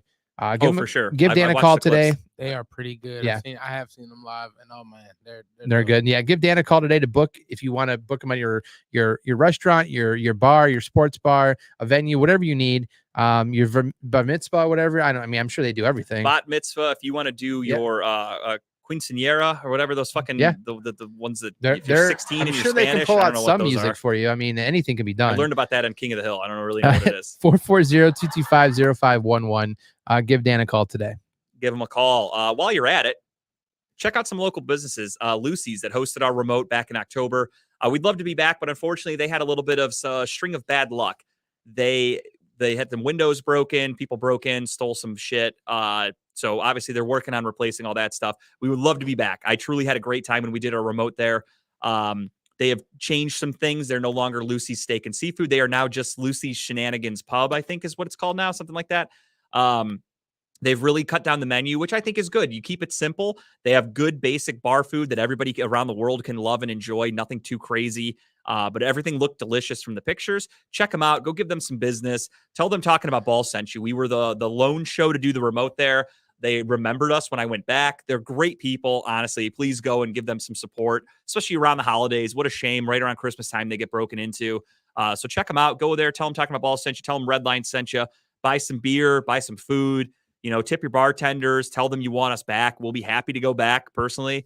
Maybe we can move the show start time up to the daytime. I don't really want to be in that neighborhood at night anymore after the string of bad luck they've been going through, but that's just me. But I would love to be back. So give them some money and some business because they were great. And we loved being there. However, I am in talks with possibly doing another remote at a different location. We'll see how this goes. I don't want to get too far ahead of myself, but Christie's Strip. I am down by 8. I was actually thinking Thunder from Down Under, so Kyle can see some sausages. But a little sausage. All seriousness, I am down by 8 in our picks. It's not looking good. A tattoo is more than likely looming, which I'm okay with because I am covered in tattoos. Kyle doesn't have any, so it's kind of fitting that he doesn't get this. I feel like it's for the best. He wants to be buried in a Jewish cemetery, and you cannot go in with a tattoo. So that's religion. It's true. But according to my wife, she's going to burn me somewhere. That's a real thing. I don't think I'm being buried anywhere. Yeah, Kyle did marry the female Hitler, so she is into burning Jews. He wants to be married in a Jewish cemetery. She wants to throw him in an oven. So we'll see how that goes. You don't understand how that joke resonates in a lot because she is German. Mm-hmm. She is German. Luckily, I know my history when I talk about shit, so it works out.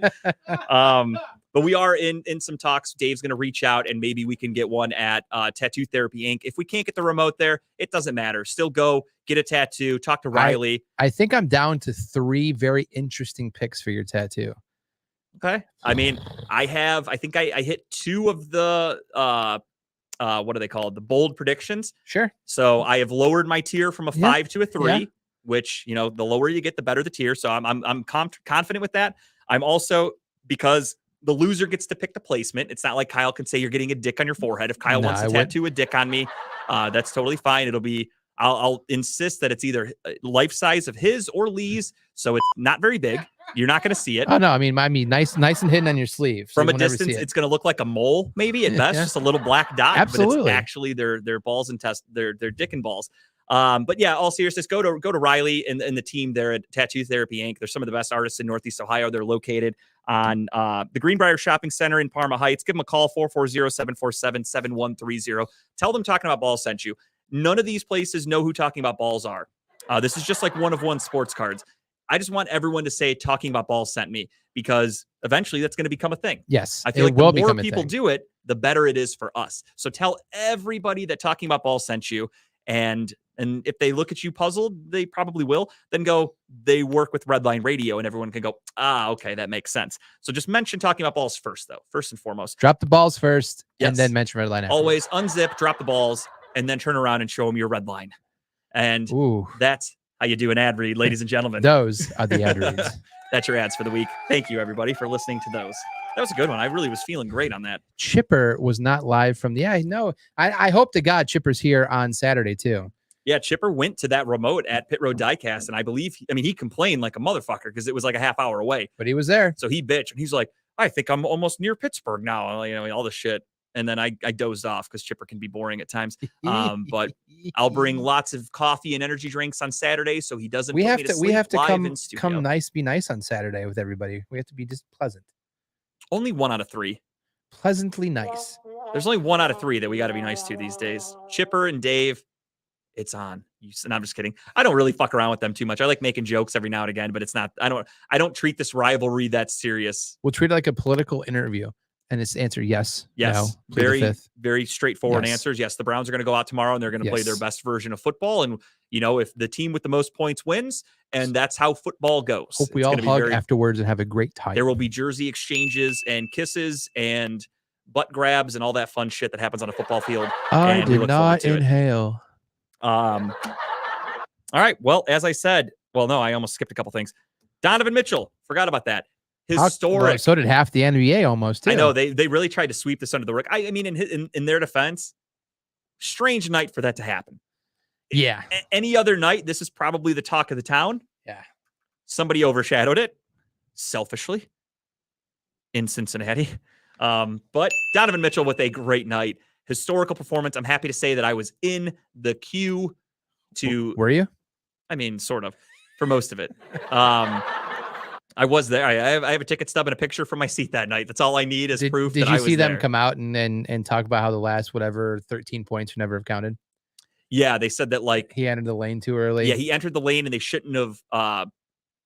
How was that random drug test? That happens all the time. I mean, there's been times with. It was funny though, just it happened. It happens though. I mean, in the NBA, it's funny because I just assume most NBA players get high all the time. If I'm being honest, and I don't mean that as like. Well, yeah, because it's not I don't think it's one of those drugs that people care about. Yeah, it's not one that they could do whatever the fuck they want. Shit, half these times I think players are high playing basketball anyways. Exactly, that's what I was gonna say. We know J.R. Smith was. I don't really know of any times you've seen a guy suspended for smoking weed from NBA. What's the score again, LeBron? Football all the time. Guys get suspended for drugs. Yeah, like Josh Gordon was a living tale of all that for Cleveland. But yeah, they do that all the time. If somebody does something crazy, and I mean, in their defense, look at the way Donovan Mitchell played that game. He was really, really sluggish in the first half, missing shots, turning the ball over, went to halftime with 14 points or something like that, if that, and then comes out in the second half like a new man. And then as the game progressed, he found that Michael Jordan go-go juice in the locker room. He found Michael's secret Space stuff Jam. From Space Jam. He got progressively better as the game went on, which is unheard of. So I do understand the NFL looking at that and being like, what the fuck happened to this guy that he got more energy as the game went on? It's supposed to be the opposite. So to me, that I get it. He's just a freakish athlete, man. I mean, I think they probably were testing him to see if he was on some sort of upper or amphetamine or something. Does because cocaine count? Yeah, I mean that's an upper for sure. But he did get increasingly better stamina and watching him blow up and down the court past, pun intended, blow up and down the court past the Bulls and just. Maybe he purposely was just going slow in the first half. Went crazy scoring a final of 71 points. But yeah, the NBA did come out and say that he entered the lane too early. One of his free throws or whatever, one of his shots shouldn't have counted. The game tying one, right? Yep. The game tying one shouldn't have counted. And we And should then not the have extra gone to 10 overtime. points after that should And then, never yeah. have counted. So But fuck you, NBA, because how many times have you come out after a Cavs when we had LeBron and everyone's bitching and moaning about a play saying like we should, like I remember the finals, they called LeBron on a shitty charge, maybe the 2016 finals it might have been, I don't remember off the top of my head, but there was a really bad blocking call that was clearly a charge, and they called a block on LeBron. Everybody went fucking ballistic about it. And even afterwards, they're like, they should protest the NBA because that was a bullshit call. The NBA didn't go back and change anything for us. So fuck you. That stands. 71 points, most points in a game since Kobe Bryant scored 81 many moons ago. And let's not forget the rest of his stat line too. I think it was like 71, 11, and like 8. Yeah. Had That's a great fucking game. impressive. Like, historical I performance. can't even do that in video games. So I mean, congratulations. Even Mitchell said that. I think he's like, I've only seen 71 on 2K. Like that's unheard of. It's crazy. Good for him. Great win for the Cavs. Again, they came out really slow. No Darius Garland, no Evan Mobley. Donovan Mitchell willed this team to victory single-handedly, literally. Is Garland back tonight? I don't know. I didn't see him in the stat sheet, so I don't think so. I think him and I don't even know if Mobley was playing. I'd have to look. No, we got a Mobley playing tonight. They brought him up from the G League, his brother. Oh, Isaiah? Yeah. Makes sense. We do need the work. The Cavaliers in the third quarter are on an 8-1 run, and it is 44-41. They're making another comeback. Go figure. Yeah, so kudos to Donovan Mitchell. Great shit. Last week we were talking about the Cavs, how they were struggling and they were on a little bit of a losing skid, and now they're on a little bit of a winning skid. Hey, that New Year's Eve win they had was impressive. Great win. That was a heck of a. That was a close one against too. the Bulls as well. They had to make a nice little comeback and fight for it, but it's a good team win. I like the grit that we see in this team. Yes. And we've talked I about just it a need lot. to see more road wins. They struggle on the road. That's where I get nervous. More road head. Got it. So no, we have plenty of that. That was what Myles Garrett got into his car accident from, allegedly. But no, I love the grit. I love the fight. I just wish it wasn't always second half heroics. I wish it wasn't. I get a fucking full game? I wish it wasn't making these adjustments at the half, trying to figure out what we're doing. It's almost like you're doing the rope-a-dope. Like you just let the team kind of play into the first half. You get your ass kicked in the first half, and you come out and you lay them out. Like just play 1 quarter to 4 quarter. It cost my brother-in-law Khan. It cost him his bets on Monday because he's never bet before. Oh God! So we go to the Jack and we're at the kiosks and I'm using it and I'm helping him. I'm like, oh yeah, click here. This is how you find he took this. the spreads, didn't he? He accidentally took money lines. Okay, but he didn't realize he was taking first halves.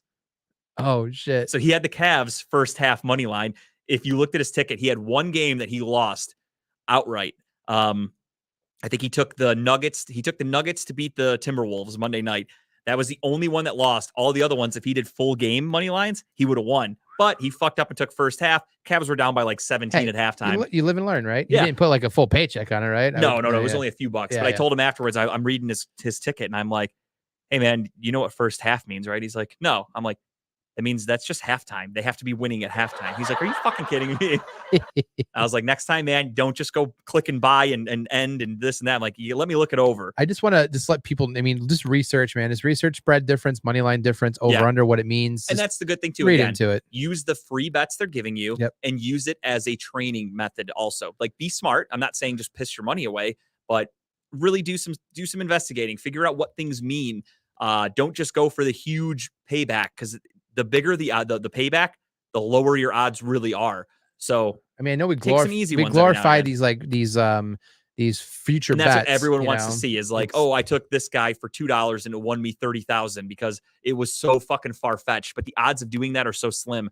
Those are probably not going to happen to you. At the end of the day, Vegas knows most. They know a lot of shit. Yeah. So if it's a really far fetched bet, the chance of you hitting pretty slim to none. That's why Vegas is okay putting that out there because you're probably not going to get paid for it. Absolutely. So yeah, kudos to Donovan Mitchell. Great game for him. Kyle had mentioned Christmas Eve or New Year's Eve. I'm sorry. Great win for the Cavaliers. Not a great win for the Big Ten. Oh, Adam's still in the chat? Adam has left the building because we were about to talk. So did the Wolverines. Just like John Harbaugh, he has left the building, allegedly. There's some rumors there. Not to jump ahead, but how perfectly timed was that field goal kick at Ohio State to the ball dropping? We had we had two TVs going. We had two balls dropping at once because Noah Ruggles dropped the ball and New York dropped the ball for the new year. But let's talk about the first game. I did not see that fucking happen. I did not. I'm not going to lie to you. I was never confident that TCU was going to pull that off. Yeah. No matter how big the lead was, I would text my buddies because Michigan would then score a couple touchdowns or whatever, and they'd inch their way back. And I would always say, all right, looks like TCU has faced reality here. Yep. And then all of a sudden TCU would score. And then my friends would be like, what were you saying? And then Michigan would go score. And I'm like, okay, here we go. Plenty of game left. Here now we go. have a game again. And it's like, boom. And then another TCU would just keep rolling. And I couldn't believe it. I didn't realize it. So I went back because I didn't watch TCU at all this year. Obviously, nobody really had. No, nor did I. Not a lot. I went back and looked at some of their highlights of the year. They were a big play team. So they just, all they hit on were big plays. And that quarterback, bless his heart, he won't survive. Duggan? Yeah, Duggan. He won't survive playing that way past college. No. I mean, that dude just puts his body on the line, and more power to him. He's a hell of a quarterback to run up the middle like he did sometimes. It's like a Tim Tebow Jr. that just puts his body on the line. What Adam say? Adam said Michigan was way too overconfident and cocky and got punched in the mouth. And he's right. And I mean, same thing though. Like you said, with TCU being a big play team, Michigan's also a big play team. Yeah. To make their comeback, how many of those plays were like a quick drive, quick throw, deep touchdown? TCU's defense, like, how did they not see that coming? If you're up by that huge lead, play underneath. Make them inch their way to the end zone to kill clock. Don't give up a big play. That's Joe Woods' defense, you fucking dummies. How do you do that in the biggest game of your lives? I remember the TCU scored. And this isn't a knock on the players. Yeah. This is a knock on TCU's coaching. Have those kids in better fucking position, you idiots. TCU scored. I went upstairs, shotgun a beer, with Mike, my brother-in-law. Come back down, and Michigan's now winning. I'm like, I was literally gone like a minute. That's how quick it was. What the fuck just happened? Yeah. I mean, that is a Harbaugh trait. I mean, for sure. That's why in big games, Harbaugh does not have a good track record, truthfully. Against Ohio State, he's had 2 years of success only the last 2 years. I just wish that this Ohio State team would have shown up against Michigan. They would have won. I mean, the way they played Georgia was fucking and it would have changed everything. But then again, do you trust Ohio State if they would have beat Michigan? I take that back. If Ohio State would have beat Michigan, they would have been the 1 seed. So we would have been playing. I mean, God knows who the 4 seed could have been at that point. Yeah. Because Michigan would have had a loss. So everything would have been different. We can't sit here and just predict these 4. It could have been completely different teams. Aside from all that, both games were phenomenal. So fun to watch. Entertaining from start to finish, literally up to the fucking wire. Great time. I really enjoyed everything on Saturday, even though Ohio State lost. Again, I'm not a huge Ohio State fan, so when I watched it, he missed the kick, and I moved on with my life. I didn't really care. I will say one thing I found funny. Hopefully Mel's still watching. I don't know. His co-host Ronnie, he commented on he's a Georgia fan. I didn't realize this. So he commented on a Georgia post. There's a Georgia sports site. That 24/7 one. Yeah, and they're trying to shit on Ryan Day because Ryan Day just said Marvin Harrison Jr. going out impacted the game. That's all he said. I think it's a fair statement. If you lose one of your best players, is it fair to say that? You mean on the non-targeting targeting call? Yeah. And South Michigan had a targeting call too and wasn't called? Right. Well, all he said was the injuries. He said the injuries impacted the game. Georgia fans took that article and a Georgia fan wrote it.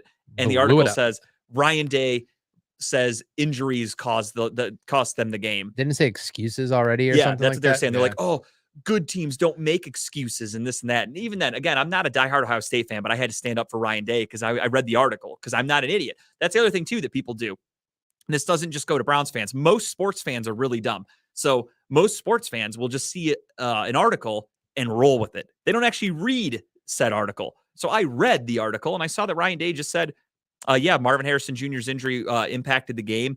And, we did this, we did that. Like, he just went on and explained everything. He didn't say, like, if Marvin was out there, we win the game or anything like that. That's how Georgia took it. Do you notice what Facebook's doing nowadays? They're if you go to share an article without reading it, it actually tells you. Yeah. It actually tells you, are you sure you want to share this without reading it? Because people are that stupid that they just roll with things. Like, and I mean, I don't want to get political on here, but it just shows you the ignorance of people. Like immediately poor DeMar Hamlin is in the hospital. Immediately there are people saying it's because he got vaccinated.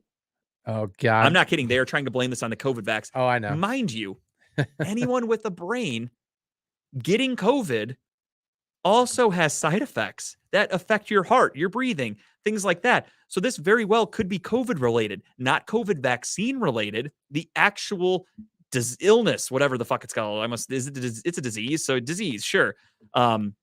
Virus, whatever the fuck it is. If you get COVID, it can impact things like that. But everyone just immediately goes, I bet it was the vaccine. Then I saw other people. There was an ex-NFL player. I forgot his name. It's a tough one to pronounce. I'm not going to lie to you. He was a guard for the Jacksonville Jaguars. It's John Smith. it's like Umche Nwabi or something like that. I probably fucked it up. Nailed it. He passed away over the weekend before New Year's, whatever. He died. He was 38 years old. There are people that are sending that post out on Damar Hamlin tweets going, it's happening all over the NFL now with the COVID vax. Mind you, this just shows you how stupid people are because they don't do any research. That guy that played for the Jaguars, he hasn't been in the NFL since 2014. So he wasn't part of the mandate. He was not part of it. He had nothing to do with it. And they're going, the NFL mandated vaccines. That's what got him killed. He hasn't been in the league in fucking 10 years. COVID wasn't even a thought. So it just shows you how stupid people are on social media. But we all already knew that. I just had to get that off my chest. You feel better? A little bit. There's still not really, because no one's going to take anything I say and learn anything from it.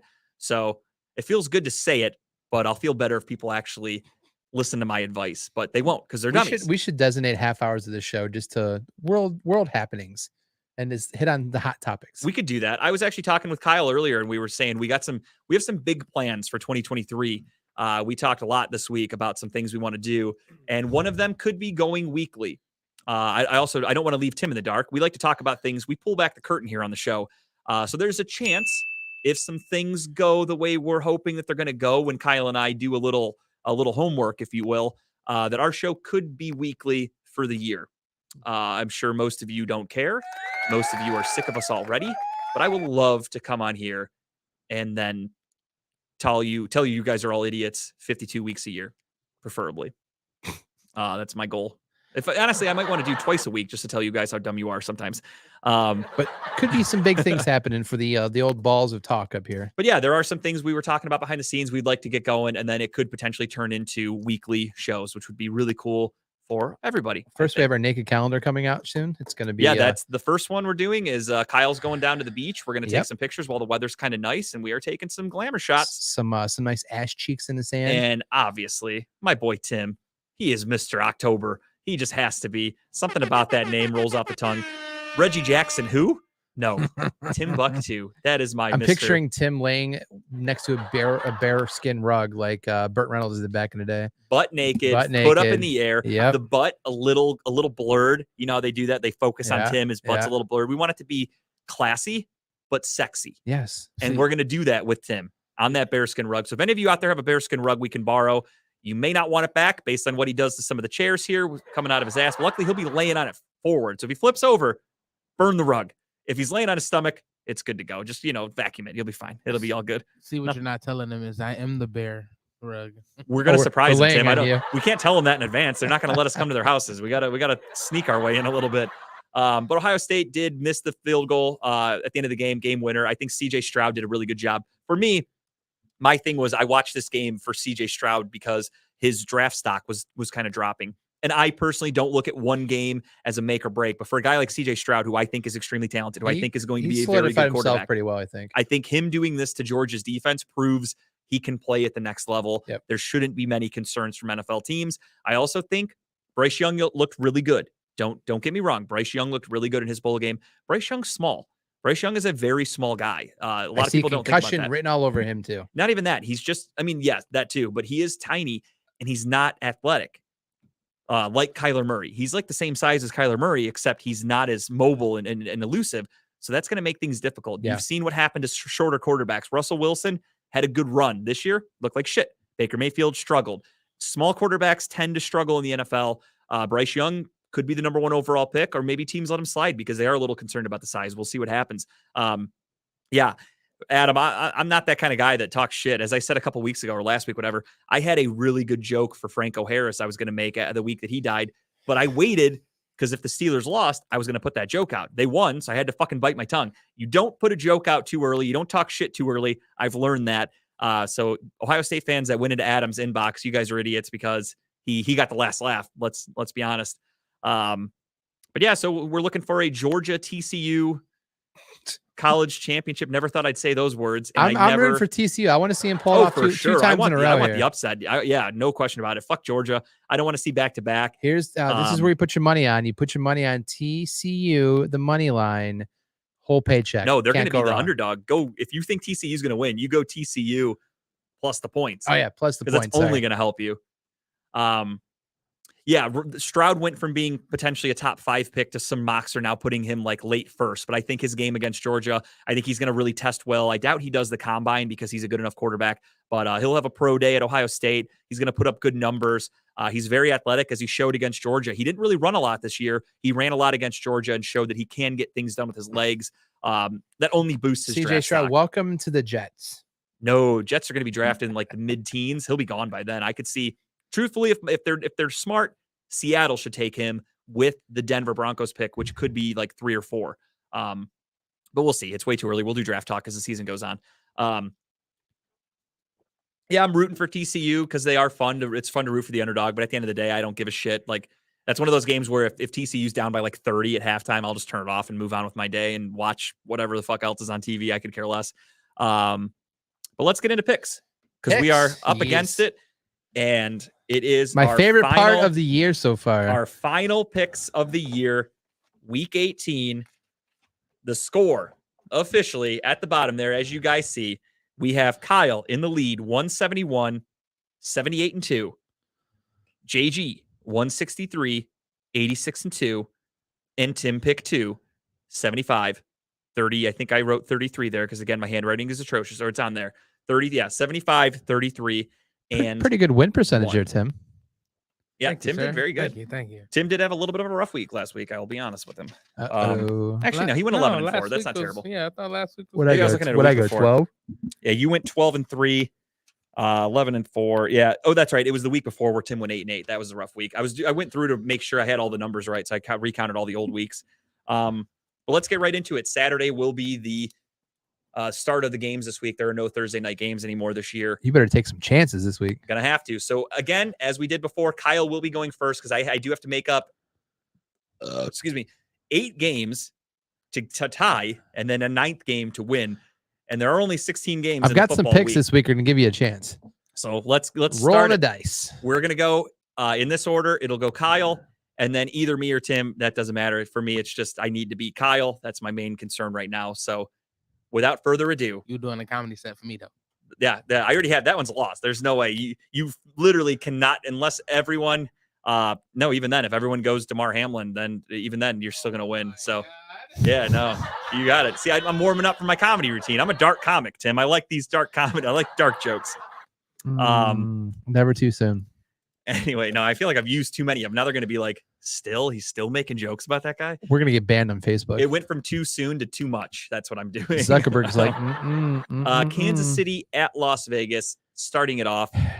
Yeah, I mean, 4:30 on Saturday. I'm not going to give you a chance in this one. Sorry. Give me the Chiefs in this one. Because I, like I said before, I was reading an article today. He's playing for some money. He needs to get an extra 230 yards, 240 yards to get an incentive, I believe. And that's like a $1.5 million payout. So, yeah, good luck beating the Chiefs. The Chiefs have actually looked pretty bad the last few weeks. They almost lost to the Texans. They almost lost to the Broncos. Now they're facing a Raiders team who looked really good, as you can attest, going up against a very good 49ers defense. Jared Stidham came out there and impressed some people. And again, I need to make up 9 games. Give me the fucking Raiders just because I have to. At this point, I have to take chances. Basically, every pick I make on the show are going to be opposite from our CBS pick'ems that we're in, because that one I'm still taking serious. This one I have to take chances. You made a nice comeback in that one. I did. I think I'm only down by like 4 or 5. I don't think we're going to catch Ryan, but no. I'm right now. I'm just shooting for second place with you. That's it. Yep. But I will go with the Raiders because I have to, honestly. The Raiders. So Kansas City Raiders. Tim, you're taking Kansas City as well, right? Yeah. I saw you doing the chop. All right. So KC for those two. Las Vegas for me, the new gambling man. Now we go to 8:15. We're all just gambling away today. Another game with huge playoff implications. So obviously, if Kansas City wins, they lock up the 1 seed. If Tennessee or Jacksonville wins, winner of this game wins the AFC South. This one I can't even get that fucking wild. I'll go first. I got to take Jacksonville. Yeah, I mean, they're the better team. Give me Jacksonville. Like Plus, I want to see. I can't wait to see Jacksonville in the playoffs this year. I really can't. Yeah, I'm excited. They could be a little dangerous, I think. Once we're done with the season and we have more time for the shows, I really would like to go back and break down each team's season. And I think we're going to have a really good time talking about Jacksonville. Yep. I'm impressed with what I've seen with them. Spoiler alert, something I'll talk about then. Time for the bird animal noises. I can't wait for that. When they went out in the offseason and they they made a bunch of signings. Like Christian Kirk got that huge contract. They were just throwing money around left and right. I was like, these guys are fucking idiots. Kirk's Like, had a good year. Jacksonville's going to suck. And Christian Kirk was one of my best fantasy players. I had him on my team. So they made the right decision there. So I will give them credit there. But Jacksonville all around, I think, unless Tim says otherwise, but please. Tim, what do you got? Take me to the zoo, baby.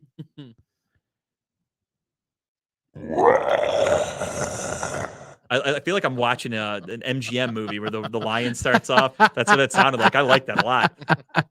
Jacksonville all around. Lee with AEW / Jacksonville as his pick. I have to think that was for Jacksonville because I don't know what sound a Titan would make. So next up, we have Tampa Bay at the Atlanta Falcons. Tampa Bay has already come out and said, yeah, and they have Calvin Ridley coming next year.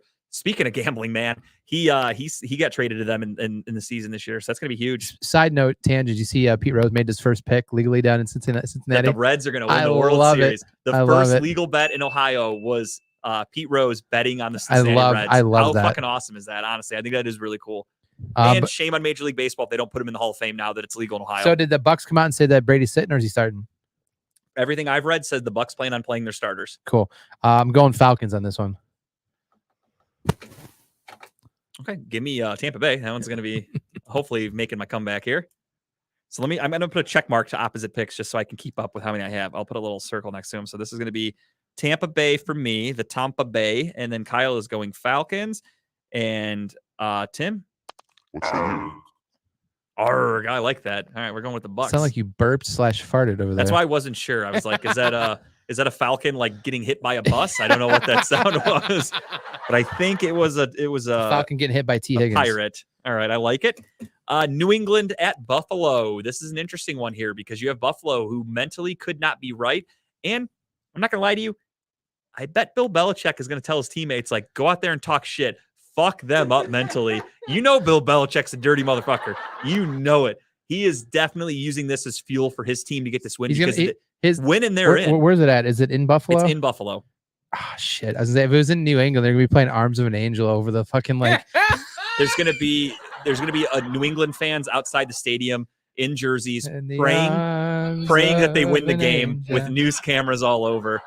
They're going to hold a candlelit vigil. I don't put it past Belichick. I really don't. No question, dude. I guarantee they are going to go out there. And I mean, in a game of chess, psychological warfare like football, give me Bill Belichick against Sean McDermott right now, where they're not mentally there. Yeah, I'm going to go opposite of that. I think that'd be hilarious. I'm going to go opposite and say the Bills are going to be extra focused and try to win this one, like, oh, go win one for the Gipper type thing. So give me the Bills in this one. I also think, too, that with... I said Gipper, not Gimpy, by the way. I don't want you guys thinking I'm insulting him even more. I got to walk to Gimp, you know what I mean? But I don't think Buffalo might care about this game, personally, because if they don't let them replay... If Kansas City wins on Saturday, then Buffalo might not even play their starters. Yeah. And maybe they shouldn't because of what they're going through right now. So... I am going to go with Tampa Bay with New England. 3 difference. Here it comes. I'm going with New England. I need 9 at least. This is the closest I can get to a Buffalo. That is completely a different animal. Not even close to what a buffalo sounds like. That's clearly an elephant. When a buffalo shot. Clearly an elephant. But A for effort, Tim. A for effort. This is the closest I have for a buffalo, a fucking elephant. Maybe the buffalo is standing next to elephant. When he said closest to, he meant, Vikings at Bears. Yes. The Bears have officially come out and said that Justin Fields is not playing. They are going with, I think, Nathan Peterman or whoever the fuck their backup is. Yep. Minnesota, I imagine, will be going with their starters. Chicago is one of the worst teams in football. Even I can't go against them. Yeah, I can't go against anybody. Give me the Jefferson-less Vikings. Yeah. Give me the Vikings. Is he not playing? No, he just mentally won't be there. Oh, yeah. No, he might be against the He's going to have images. He's going to have images in his head of last week. He might put up 200 yards against the Bears. He might have some ghost images in his mind. Tim, can I get your best impression of a Viking? I don't even know. You gave me a fucking elephant for a buffalo. So, I mean, you could do whatever you want, honestly. Bring me your women. Literally just wing it, dude. Them. Bless you. Oh, my bad. No, you're good. You were talking just like one of my brothers. Oh, bury me at sea. Rape and pillage. I'm a Viking.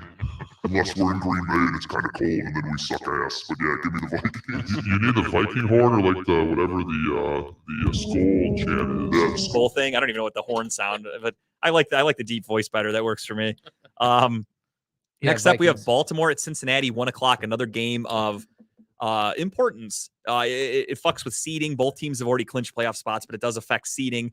I think Cincinnati is going to mentally be way more okay. They're very well rested. Yeah, very. They got an extra bye week essentially. I have to go with the home team, Cincinnati. I just think that they're going to be okay. Yep, give me the Bengals. And I mean, Baltimore just lost a shitty ass Kenny Pickett on a ball where he threw it to a totally different guy. Lucky fluke touchdown just shows you how bad the Ravens can be at times. So, give me the Bungles. Tim, we got it in this game. Oh, go ahead. There we go. The kitty cats. Now in this one, I thought it would be funny because you have two animals, so Tim could have went any direction. It'd been funny if he's like, "All right, I don't know how to make this sound. Moo!" And I'm like, "Who the fuck are you?" He picking? meant ravens, based on how he did it for the Buffalo Bills. All right, so we got Cincinnati all around for that one. Next up, we've got Houston at Indianapolis in a battle of who gives a fuck. You've got the Texans battling for the number 1 pick in the draft. You've got the Colts battling for absolutely nothing. I think nothing. Lovie Smith's playing for a job right now. He might be playing in the game because fuck it. They why not? It's the end of the year. Do whatever you want to do. But I think he is playing because they came out and said they're going to evaluate him going into the offseason. Oh, for sure. I think he's a good coach. I think he sucks. They should have never hired him. But speaking of bad coaches, across the field is Jeff Saturday. Oh, and even worse. Yes, a much worse. Who has not been very good. Nick Foles got hurt. Matt Ryan will be serving as backup. Sam Ellinger, however you pronounce it, will be the starter for Indianapolis. I got to go Houston here. I'll start. You're going Houston here? I got to go Houston. I'm going Indy here. Fuck the Texans. Wow. 4 picks. We're getting close to this miracle pull-off of yours. Got to do it. I mean, I'm running out of games. Jets at Miami Dolphins. Jets will probably be starting Skylar Thompson, I would imagine. Or I'm sorry, Dolphins. The Jets are starting White Mike, and he sucked last week. They can't score. Miami's defense isn't that great. Last time these two teams met, it was again against Skylar Thompson, and the Jets won. Jets need to win to get to the playoffs. So do Miami's. This is kind of an interesting game. It's weird that no one's really talking about it, but there is a lot on the line in this game. This is a 50-50 pick for me, so I am going to let Kyle go first. Yeah, I'm going Jets. One last time. Kind of thought about it myself. One last time this year. I'm not confident in this, but I have to go with the Ray Finkel and the Dolphins because I have to pick an opposite one here. This is a 50-50 game. Give me the home team. Laces out, motherfucker. Maybe Tua wakes up and gets some sort of weird treatment and his brain all of a sudden isn't jello. The coach from Varsity Blues is in the back getting the old shot. Hey, do what you got to do. Give me the Dolphins. Oh, God. This is a weird game for me because the Jets either play extremely well against the Dolphins or they suck against the Dolphins. But I think I go Jets. All right. For the sound of that, I guess you could play like footage from 9/11. Well, I was going to actually play the butt trumpet because it sounds like a jet engine when I fart. And, I mean, hey, there was the butt fumble from Mark Sanchez, so it all works. Perfect. I do like that, actually. That's a good thought. So Jets for Tim. All right, I am the lone wolf there again. I'm not super confident in that pick, but had to go with it. Next up, Carolina at New Orleans in the Who Gives a Fuck Bowl. 2 teams that pissed away their season in consecutive weeks. This is Panthers and Saints, right? Yeah. Is that not what I said? Yeah, I thought so. I honestly didn't know what I said. A lot of times I talk and I don't know what the fuck I said. So when you said that, I was like, wait, what did I read? Yeah, the Who Gives a Fuck Bowl, Carolina Panthers against the New Orleans Saints. Both teams have nothing to play for. New Orleans just beat Philly, which makes me think because they're a 50-50 team, they're going to lose this week. Carolina just lost, but they actually played really well against Tampa, but Tampa kind of sucks, so it's really not that impressive. I'll let Kyle go first because I don't even know who I want to pick. Give me the Saints. I thought about them because they're the home team. I love how their offensive structure is and the swapping out of the quarterbacks. Taysom Hill is one of those guys who just doesn't give a fuck. No, he just puts runs his body on the line. Through you. It's unfortunate. It's gonna lead to a short career for him. But for right now, you can use and abuse him. You're going New Orleans? Yeah. Give me Carolina. I am also going the Saints. Saints come marching in. If I make a when comeback the because of all these Saints fucking picks, I will come be marching in. blown away. I have basically when the accepted Saints defeat. come marching in. You guys just gonna sing over me when I'm giving my heartfelt talk about my loss here? I'm trying to take it like a man. We're so sorry. Now Go I won't for do it. Now I'm going to be very unhumble again. I'm going back to my old ways. I tried to be new Justin in 2023, and you guys laughed at me. Okay, now fuck you. You're getting cocky, Justin, again. Oh, here we go. All right. Browns Pittsburgh will do last as always. Chargers against Denver, playing for nothing. The Chargers claim they don't care about seeding, but they clinched a wild card spot. They're good. They're going to the playoffs for sure. And I don't know who I like here. I'll let Kyle go first. Yeah, give me the Broncos on this one. I kind of want to as well because the Broncos looked really good. I'm not sure if the Chargers are going to be playing their starters. Does anybody out there actually know? I don't know. It wouldn't make sense for them to start their starters here. Yeah, I don't know if seeding. Did they already lock up their seeding? I think they're... I really don't know. Honestly, it doesn't even matter. I have to make a comeback, so fuck it. I got to go. Overall seed the Chargers have to do on Sunday is beat the Broncos. Yeah, so I mean, it's kind of a must win. They were like, yeah, I guess so. Maybe they are playing the starters. Give me the Chargers. That's all I needed. If you somehow make this miraculous comeback, oh no, you're not allowed to talk about that because I was trying to say that when you fuckers just did your little karaoke sing along together, so nobody else gets to say that because I couldn't get it out. He hope his picks can get him better numbers. Who are you going with, Tim? I'm going with Uncle Rico and the Denver Broncos. The newly acquired Uncle Rico for the Denver Broncos. I like that. That's a good horse sound. I really do like that. Well done. All right. Next up, we've got the New York Football Giants against the Philadelphia Eagles. Both teams already clinched. Okay, we're going to do these picks on Saturday. I'll bring my notebook. I'll bring all my shit, so we'll be fine. New York against Philly. Both teams clinched. Philly's still battling to get the 1 seed, so I think they're going to really take it serious. Looks like Jalen Hurts is back. Talk about a guy who's made it known that he deserves the MVP title because they're 1-1. You just can't place anybody in that system. They're 1-1. They still won without him. Take Mahomes off the Chiefs and let me know how many wins they have. Salty over there. I'll let you go first because I might give me the Birds.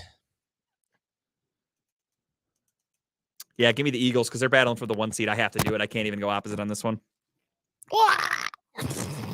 That bird needs to go to the vet immediately. It does not sound healthy. That poor thing got hit by a plane, I believe. Speaking of, I actually just watched Top Gun Maverick the other day. Great movie. Oh, God. Great. No. That's the word we're going to use for that. Great movie. It was fine. It was really cheesy. It was all right. It was fine. Did you watch the first one? I did. I hated it. I thought it was really fucking lame. Again, I watched it in 2022. The movie was made in like 84. Tom Cruise had those really fucked up chompers that I wasn't used to seeing. He had like a tooth. His 2 front teeth were 1 middle tooth. He had like 1 tooth in the middle. It was really weird. It didn't make any sense to me. I didn't like it. I thought right off the rip, Tom Cruise was very rapey. They're singing in the bar. Like, who has just like fucking karaoke together with guys to try to hit on one girl? It was an 80s movie, dude. I know. I put myself back in the 80s and I thought I would have hated this back then. So I did not like the original Top Gun. The Top Gun Maverick movie was fine. It wasn't, I don't know. Everybody really hyped it up. I thought it was fine. It was a fine movie to watch. I'll probably never watch it again. But no, it wasn't anything special. It wasn't great. Great's not the word I would use for it. The original Top Gun, though, I really did not like that at all. And also, why do they go to the beach in fucking denim all the time? Don't they own swim trunks or shorts? They have to go in fucking denim. Throw back to the original, but I know. But even then, why are they going to the beach and playing volleyball in jeans? I don't understand that. 80s movie. Little gripe that I have. I won't accept it. I was born in '89, so the '80s mean nothing to me.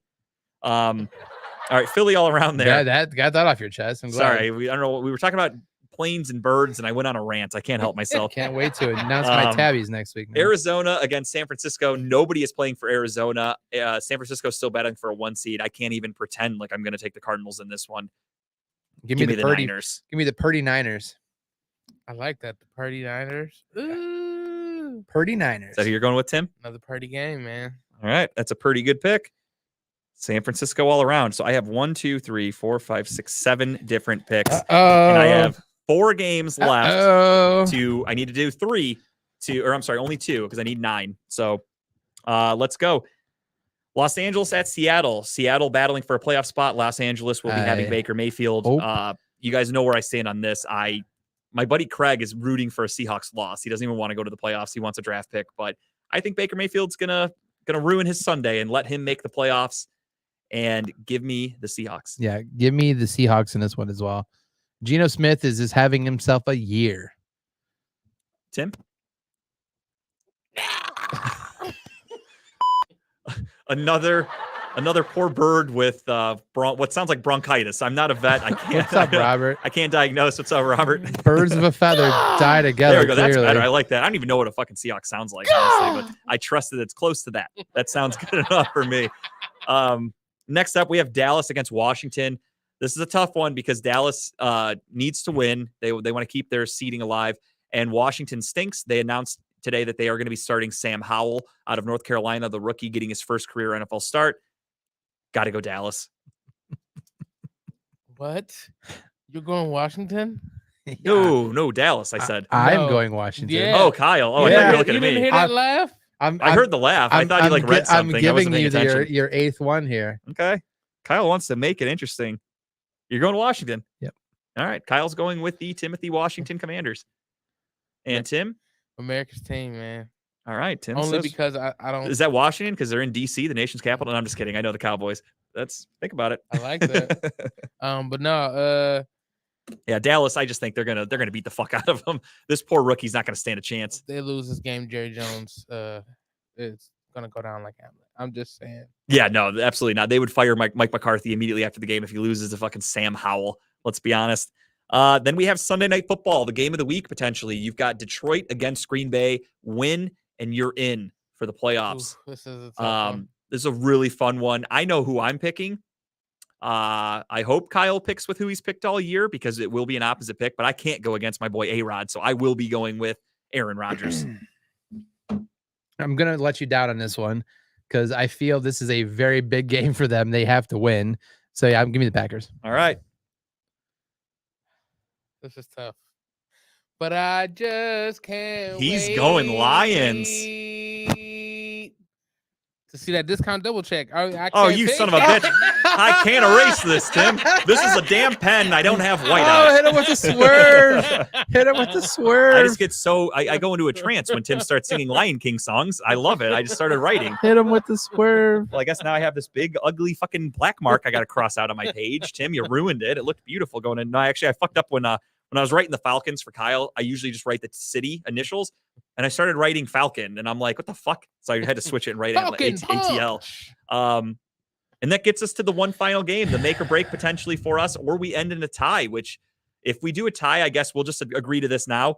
The tie will be decided by the playoff picks. That's fine. We'll restart the picks in the playoffs for a tie. If we're There not is in a no tie, possible way those all 8 are hitting, but it's fine. If we don't, I'm just saying, if we don't end in a tie, then we will do separate picks for the playoffs. We'll think of something else. It'll be a way lesser punishment, but just a nice little fun start from scratch. And we'll let Tim start from the beginning, and we could add all three of us. Yeah. And, maybe it ends up with Tim getting some nipple clamps on him or something. I don't know. We haven't thought of the punishment yet.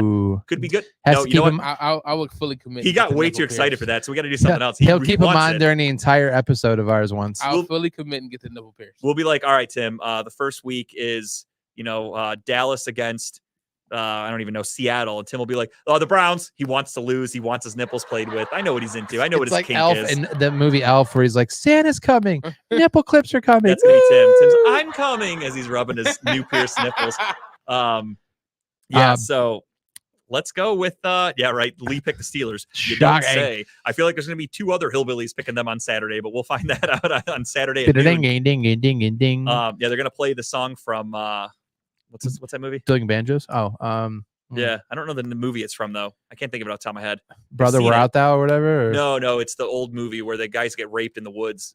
Deliverance, God. that's it. Holy You never Christ! seen that movie? No, I don't think so. No, I have not. That got far. Check out. No, it really happens. The movie Deliverance is about these guys who go camping and they're surrounded by these hillbillies, and these fucking hillbillies are Deliverance. They're playing the banjo song.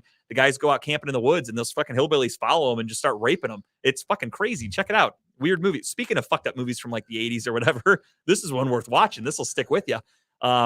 I think it stuck with me without watching it. I think it's stuck with some people. You want some movies? I'll tell you guys some. Check out a Serbian film if you ever get a chance. That's its name. God. Serbian film. If you want one that you'll never forget, find that somewhere and watch it, and then report back to me, ladies and gentlemen. But back to the picks. Cleveland against Pittsburgh. This is I have 1, 2, 3, 4, 5, 6, 7, 8 Yeah, see, Adam knows Deliverance, man. It's a fucking wild movie. I can't believe you guys have never seen it. This could make or break the season. I might have to go opposite of Kyle just out of spite to win the picks, or maybe he makes a pick that I just don't agree with and I go opposite. But Browns have nothing to play for, but they have everything to play for. It's to just ruin the Steelers season. And that, to me, is just fun. Yeah. And I think they think it that way too. I mean, you like you said, they don't take rivalries as serious as fans do, but there's a little bit of them that would love to sweep the Steelers in a regular season, right? We haven't done it in a long time.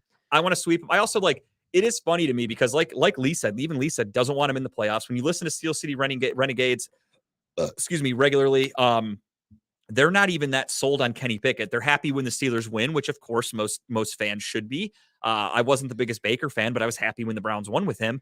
I just think that they realize Kenny Pickett really has a lot to prove. There's a lot of changes that need to be made. They need to get rid of Matt Canada to see if Kenny Pickett is somebody they can build off of. So it would be really funny, though, to just rain on their parade and ruin their season. I do think Harris is going to have a game against us because our run defense is trash. Sure. But their offensive line's trash. Wait, who? Oh, Najee Harris. Yeah, Harris. Yeah. I think, but their offensive line's trash as well. So it could be just a cancel each other out, basically.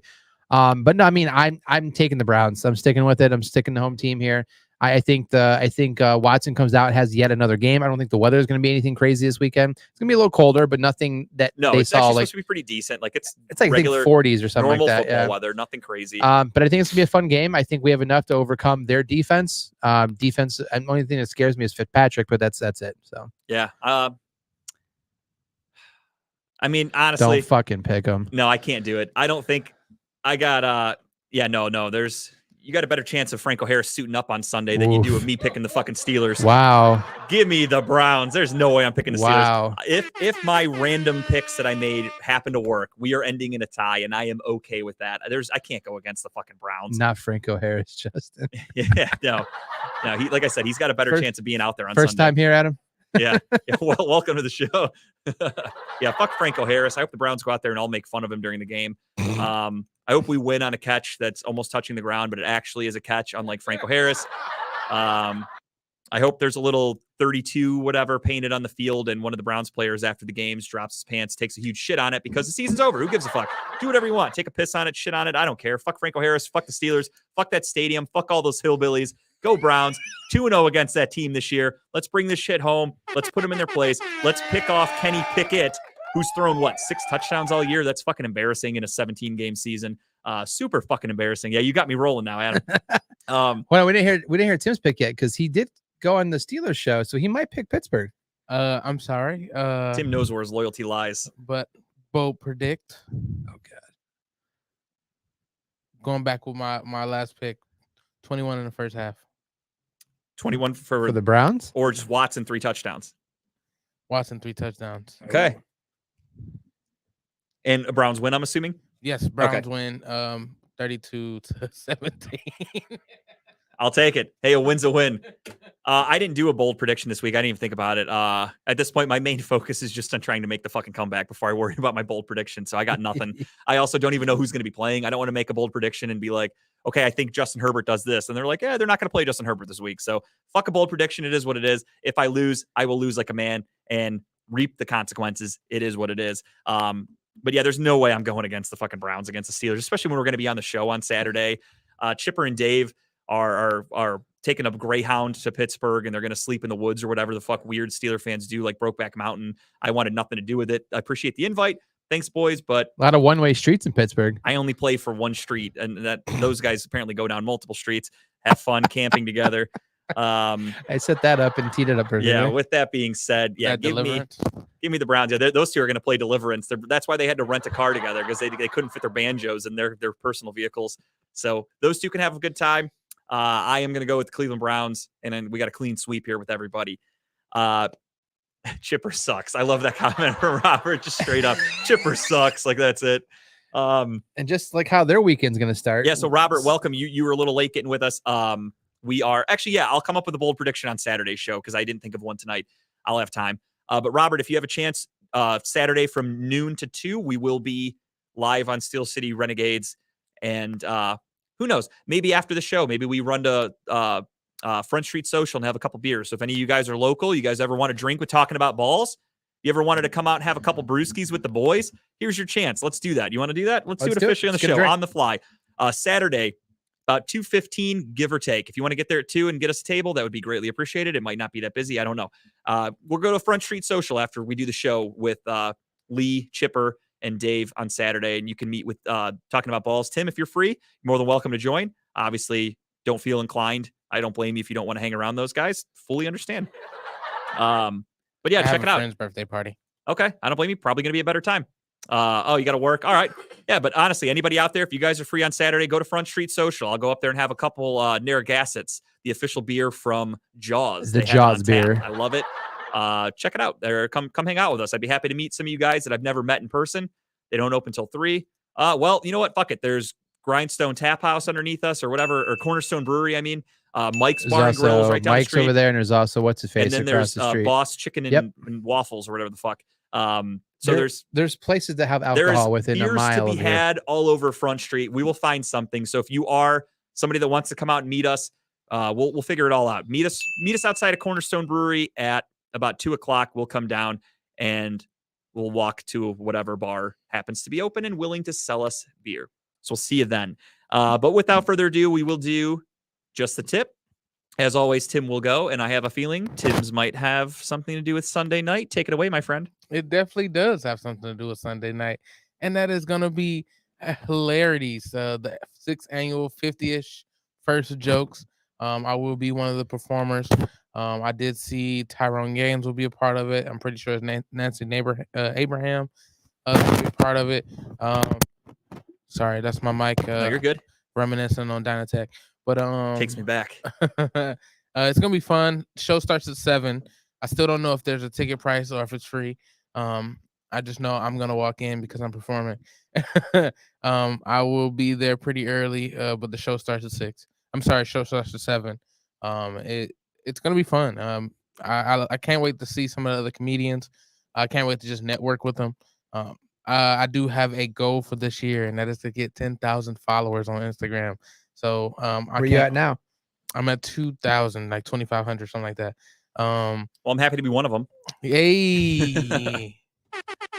A1 since day one, my man. There we go. I think that's what the kids say. I heard that once or twice. That's definitely what they say. So if you want to also be one of my followers, you can follow me now, Timbuktu. That is TIMBUKTU_31 on Instagram. I would love for you to be a part of the first 10,000 because it's definitely going up from there. But I definitely plan on getting some fans or at least some people that want to follow me at the show this Sunday. That's January 8th at Hilarities downtown on East 4th in Euclid. Please come out and enjoy some good comedy. Oh, my bad. I was talking to Kyle about the score. You're good. But yeah, that's it for me. Hell yeah. I'm Obviously, excited. guys, Timbuktu is just as part of Talking About Balls as Kyle and myself. So give him a follow. If you guys follow us, follow Tim. Please help him get to that 10,000. Go check out a show on Sunday. Support Tim. Tim does so much fucking comedy. I'm actually really excited for sports to be taking a slow down so I can go to some of Tim's shows. Yeah. Because like Sunday night, I got a lot of good football I got to watch, my man. They couldn't have picked a worse night and time for that show, if I'm being honest. So It was better for me. Do you have your you don't care. You can go do you have your whatever. one joke picked out yet? Do you know what it is now? Yes. Is it the Okay. same one you were thinking about last week? Yeah, I'm pretty sure. Okay. Hell yeah. Is it a one-liner or is it like a built story joke? It's a built story, but it's a quick built story. I like it. It's not even like a story. It's really just like real shit. I love it. Go check Tim out if you get a chance. Go to this Sunday, Sunday night hilarity, 7:00, or get there at 6. Get there early. You can go have a couple drinks, hilarities, in Pickwick and Frolic. They It's got a good beautiful bar up top. establishment. Yeah, it's beautiful. They've got everything you can think of. They've got beers. They've Good got food. IPAs, good food, and then you get to go watch a comedy show. So go check it out and support Tim. When you get there, go to Tim and tell him Talking About Balls sent you. Again, I want this shit to spread. So tell everybody Talking About Balls sent you. But yeah, check them out. 50-ish first jokes. Great concept. I really like that idea. And then now, without further ado, my pick. Kyle. So I've been on a roll of watching just like, I don't know. Gay porno. Yes, gay porno. Grinder.com. We don't judge here on Talking About Balls. Whatever you're show into. called Treason just hit Netflix. For those of you who've seen Daredevil, this guy doesn't look. This guy looks familiar to you. Charlie Cox. He hell of an actor. It is weird for the first 2 episodes watching the show, realizing he's not blind because I'm used to seeing him play a blind guy, and like his eyes are looking everywhere. Like, wait, hold on, is he playing a blind guy again? Basically, what the show is he speaks in his native tongue. He's from Britain, so he plays an MI6 operative, and the basic part of his starts of the show is that his boss gets killed, and he takes over as head of the MI6, which, if MI6, for you don't know, is basically the CIA over in England.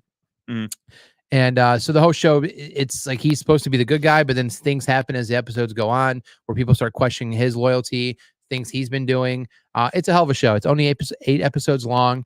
I'm not sure if they're going to do a season 2 because they did kind of wrap up season 1 pretty well. But it's definitely worth a watch. 45-minute episodes, easy to watch, easy to get into. Kind of like Jack Ryan when I talked about last week. It's definitely worth watching. Absolutely. Tim, you got a question there. You said the show is free on Sunday? I don't know if the show is free. Okay. I don't know how much it is. I mean, Hilarity. I don't expect Hilarities to be free, right? But I don't think it's super expensive either. Yeah. So Robert, definitely check it out if you get a chance. Sunday night at Hilarities. If I can find out for you, it will be on my page, Timbuktu_31. That's why you got to follow my boy. You'll find everything you need to know. All right, and my tip for this week is a surprise album. I didn't know this album was going to be coming out. One of my favorite bands. Daredevil, yes, sorry. I am wearing their shirt right now, actually. Fireworks is one of my favorite bands. They put out an album. I won't bore you with details. 2014 was a very, very weird year for me. I don't like who I was that year. I won't go into detail, but they put out an album that's from this shirt that I'm wearing now. It's called O Common Life. Meant a lot to me. It really came out at a really good time in my life, and I needed it. And I love this band. Right after they released this album, I loved it, and they went on a hiatus. You never know how long a hiatus is going to be for a band, and they ended up going on one for nearly 10 years. And I think right during COVID, they announced they were working on new music, and I was so fucking excited. And they released one song and a teaser, and they said they had a new album in the works, and it'd be coming out soon. And I was so fucking excited. And then COVID happened, and that they had to shelve their album. And I didn't know if they were ever going to come out with it. And I kind of had given up. And all of a sudden, New Year's Eve rolls around. The ball drops. I'm excited. I'm drinking. I'm having fun. I get ready to leave. My phone goes off. Fireworks had tweeted that they released an album out of nowhere. No warning, not telling anybody anything. Dropped the whole album, like 11 songs, 12 songs, whatever. And it's fucking great. It's really cool. They have progressed as musicians. They've progressed in their sound. It doesn't sound like every other, like I like when bands change a little bit. This album is great. It's aged. It shows their maturity. It's really good. Really just a fantastic album. I love this band. They're one of my top 5 favorite bands. A lot of people have probably never even heard of them. I wear this hoodie a lot, and people are always like, Fireworks, what does that mean? Is that like literally fireworks? I'm like, no, it's a fucking band from Detroit. But I love them. This album came out, so give it a listen if you're into like pop punkish kind of music. If you're into bands like the Wonder Years, which I love, they're one of my favorites also, then you'll probably like Fireworks. So check it out. It's called Higher Lonely Power. It just came out over the weekend. Give it a listen if you get a chance. It's on iTunes, everywhere you can find music. So check them out. I love Fireworks. I'm happy that they're back. What a great surprise for the new year. Really detailed cover art. So that yeah, they used to have like literally the back of this hoodie. You guys can't see it at home. I'm not going to get up and turn around because I'm lazy. But that was the album covers they used to have. They looked like somebody just kind of like sketched them on a napkin, like cartoony looking shit. Then this one comes out and it's literally just a picture of like a field of like trees and fucking flowers. I don't know. It's cool. I like it. What kind of music is it comparable to? Because I've only listened to like 1 or 2 songs. This album, I would compare it more for like the Wonder Years. If you're familiar with them, it's like, I don't know. It's hard to describe. It's like more mature pop punk. Like there was pop punk from 10 years ago and then these guys all got older and their music started getting more mature and more like personable. So it's like that. It's really hard to explain, but give it a listen if you get a chance. I'm really happy that it came out. So check them out. And that's going to do it for everybody here. And on behalf of everybody at Talking About Balls, he put pineapple juice in his drink. How dumb. Thank you, everybody. Redline Radio LLC is proud to partner with Growing Wings Adult Service.